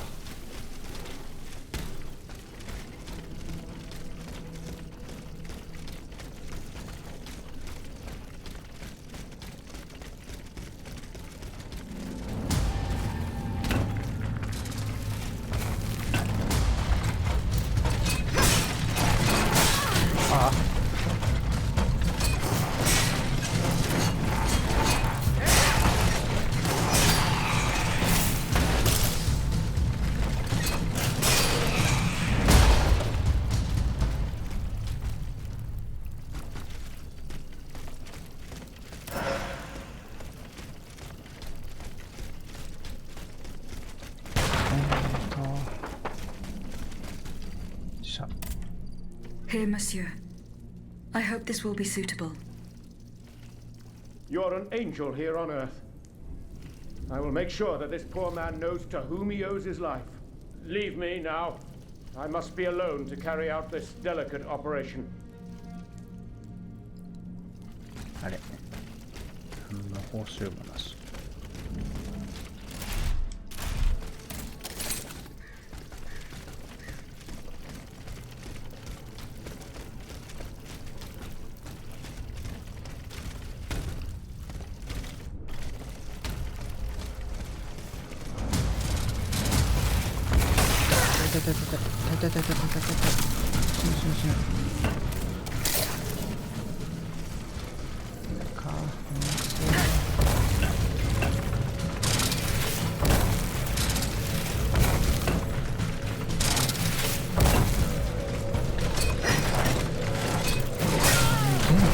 なんでよ。どっ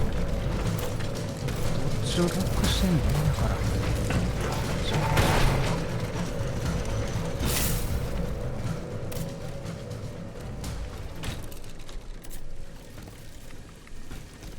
めちゃくちゃ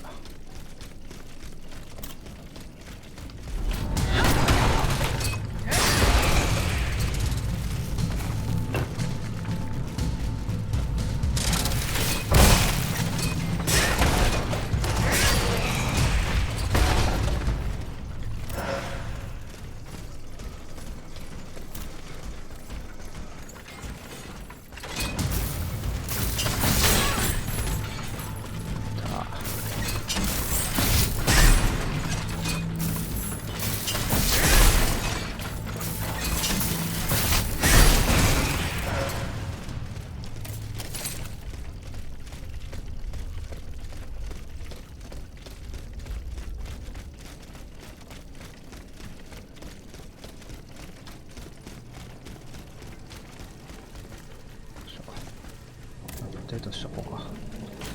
アップグレード。攻撃。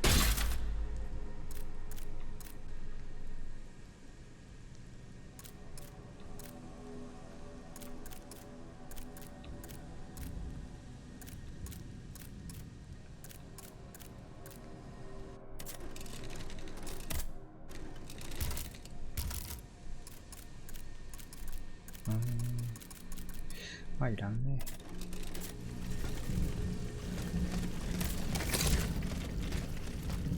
まずこっち行くか。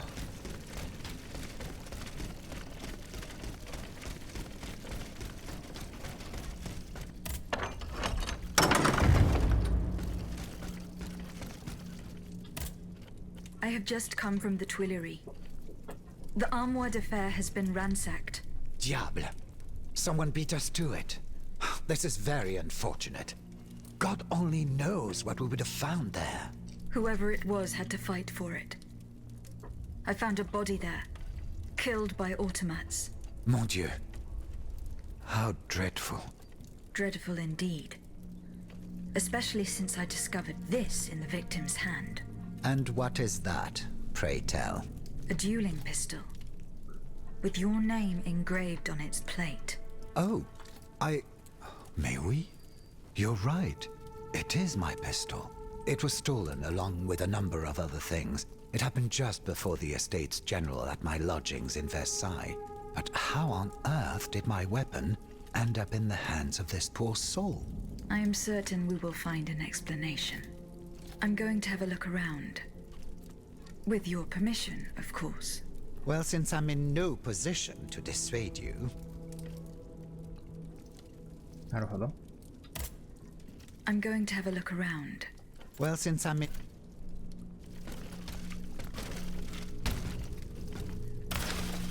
焼かれていないのはわずか数行のみだ。国王陛下のお望みのままに第三身分の議員たち、危険なまでに怒りを抱えている者、忠実かつ秘密のしもべ。You appear to have burnt these papers in a hurry. I'm eager to hear your explanation. It's nothing at all, I assure you. Frivolous letters that were cluttering my desk. I find your defense unconvincing.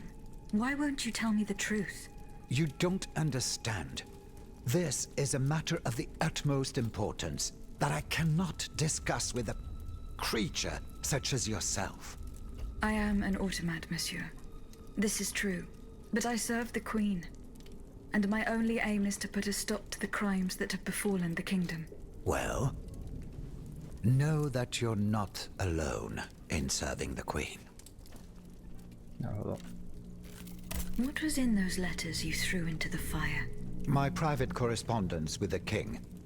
I had a key to the armoire, which served as a mailbox. Are you conspiring with the king?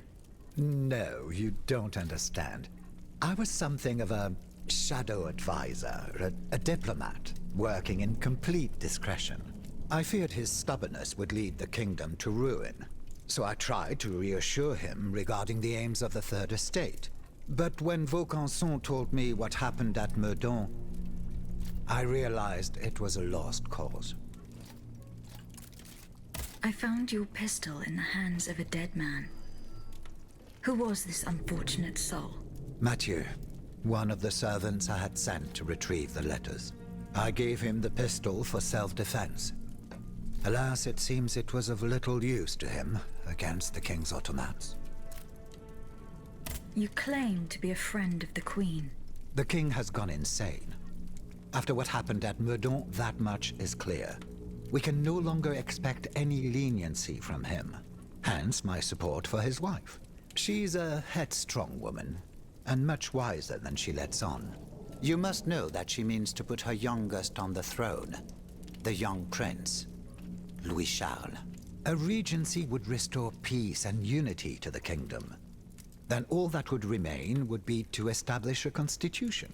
I have the support of the people. They trust me. I'm the only one that can bring about these reforms. Tell me, what happened at Meudon? It's all here in this letter, written in the king's own hand. Please, give it to the Queen. She must learn the truth. Why were you in such a hurry to destroy your correspondence? The letters contained sensitive information about my Third Estate colleagues. If it had gotten out, I would have surely lost my allies' trust, as well as any hope of establishing a regency along with it. 神父様、あなたは私の、調剤司祭としていつも私の話に耳を傾け理解を示してくださいました。神は私を見捨て苦痛にまみれた日を歩んでいる時もあなたは支えてくれました。今日は私が犯した最も悪辣な罪を聞いてください。私は実の息子を殺してしまったことをここに告解します。息子を殺した毒を投与するよう命じたのは他の誰でもない私なのです。深淵がごとき闇深い黒魔術によって奇跡を起こせると信じていた私は、医者たちにもサジを投げた我が子に夢のような体を与えると思い込んだ挙句、その魂を汚してしまったのです。我が子の魂は今や、醜悪な鉄の檻に閉じ込められています。私は我が子を呪われし怪物に変えてしまったのです。機械と人間の性質を半分ずつ合わせ持つその怪物を私たちはなんとか封じ込めようとして、監獄を作り上げました。ですがその壁は怪物の手によって破壊されようとしています。息子の唯一の願いはただ穏やかにこの世の美しさを謳歌することだったはずなのに、私は恐怖、狂気、そして名状しがたい孤独を孤独を代わりに与えてしまったのです。神父さん、私は王として、そして一人の人間として願います。どうか私に信仰心を取り戻させてください。哲学者が主張するような虚無へと帰りたくはありません。永遠が欲しいのです。この誰にも語れなかった罪を償うために創造主による裁きを受けたいのです。そう、天界の、裁判所へと。もう読みづれ。ほんま。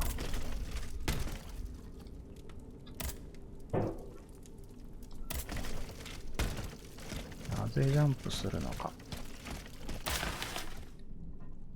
我が子よ嬉しい知らせがある。お前を喜んでくれるに違いない。なんちゃらかんちゃら。はい。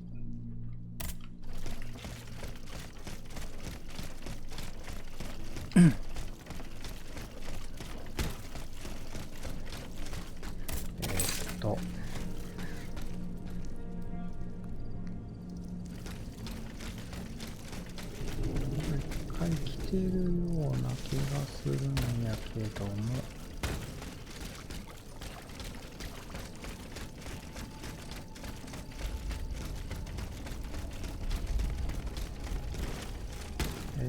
こ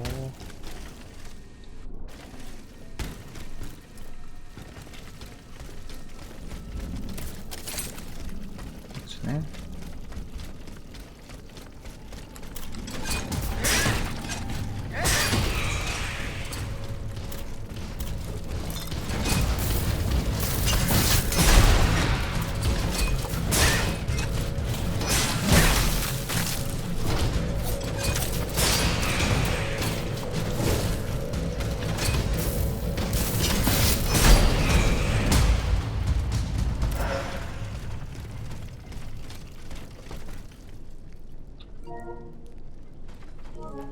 ちょうどずれてるな。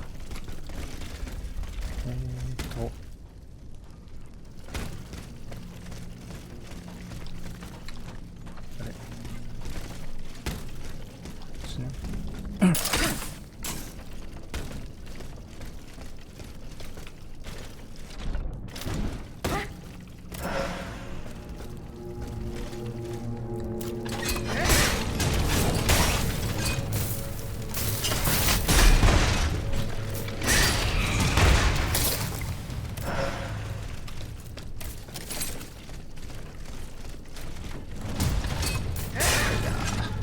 これ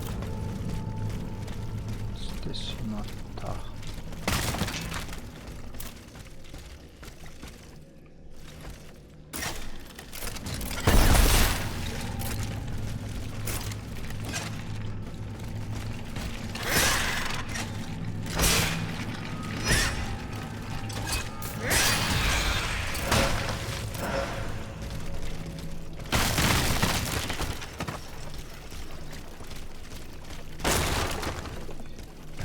なんかすごい音ずれしてきてる。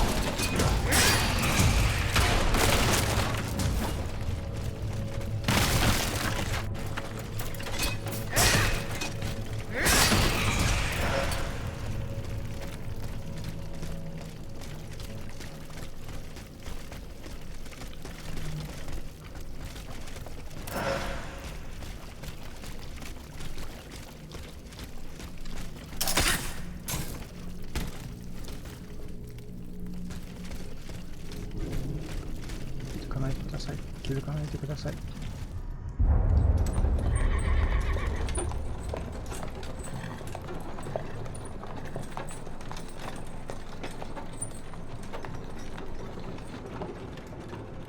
You monster.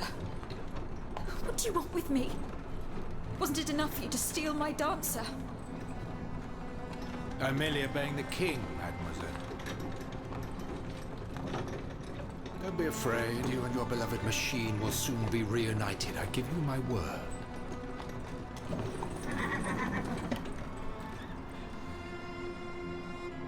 Voila, here we are. Do you see that window? That's where she's waiting for you.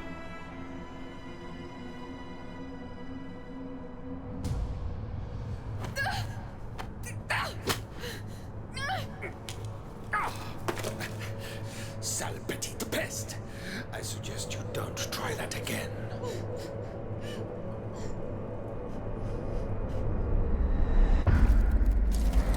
could have happened to her in this workshop?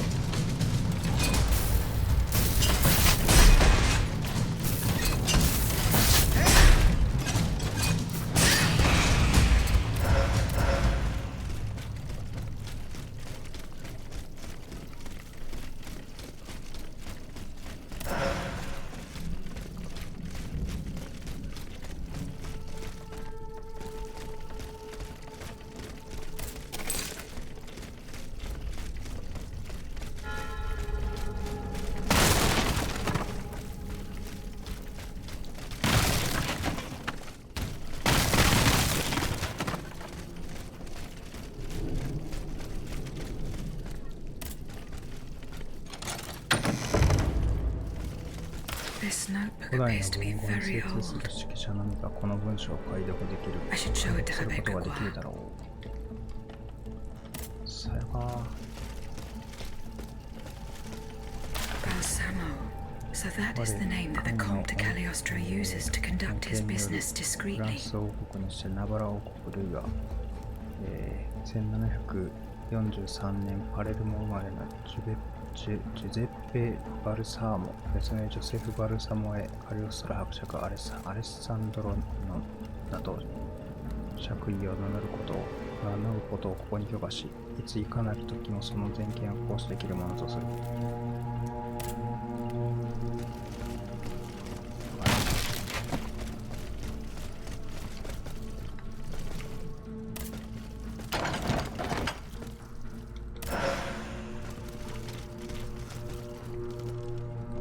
誰も入ってない。伯爵抱え、なんちゃらかんちゃら。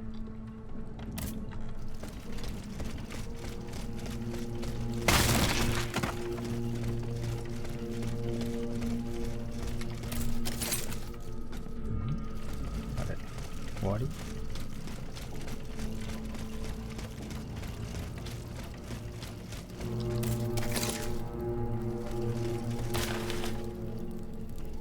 なんちゃらかんちゃら。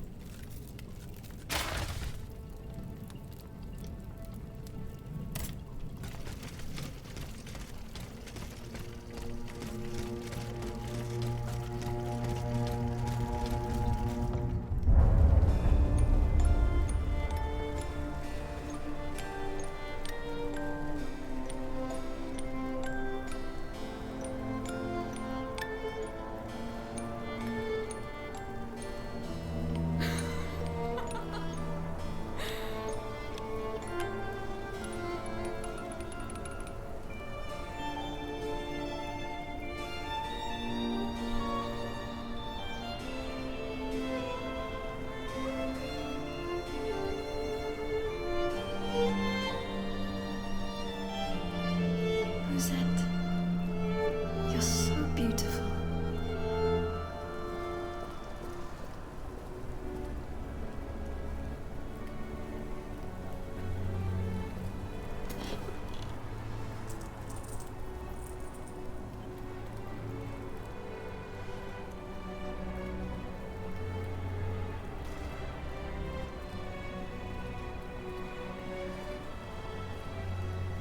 You'll stay with me always, n'est-ce pas?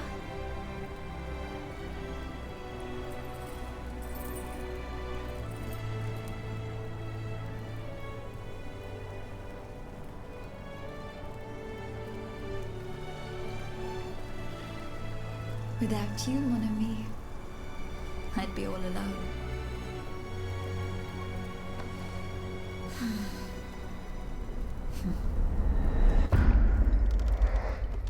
But in astronomical symbols. It's no use. I can't get it open. I should show this to Monsieur Bay. なんちゃらかんちゃら。医者の話。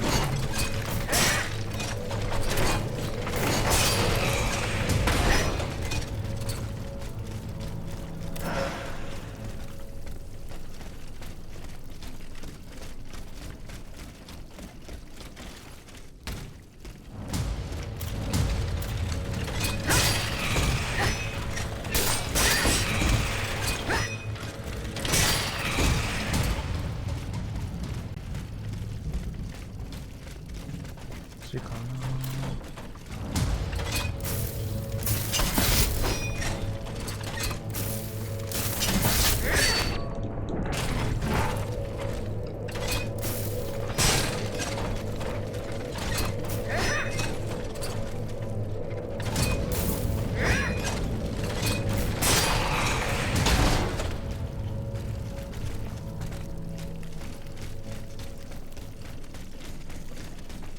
帰り道わからん。いや消しちゃった。ごめんなさい。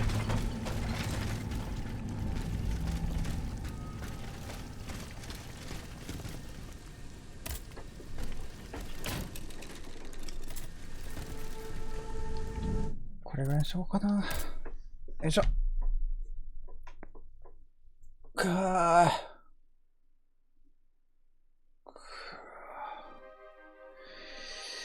サブクエメインでやってみたけど、話が入ってこないな。あとロックシステムがなんかすごいバグってるように見えるな。ちょっとしんどくなってきた。あとどれぐらいで終わるのかな。はい。まあ今日はこれで終わると思います。見てくれてた人いましたらありがとうございます。よければフォローとかもしてもらえると嬉しいです。じゃあ、配信終わります。お疲れ様です。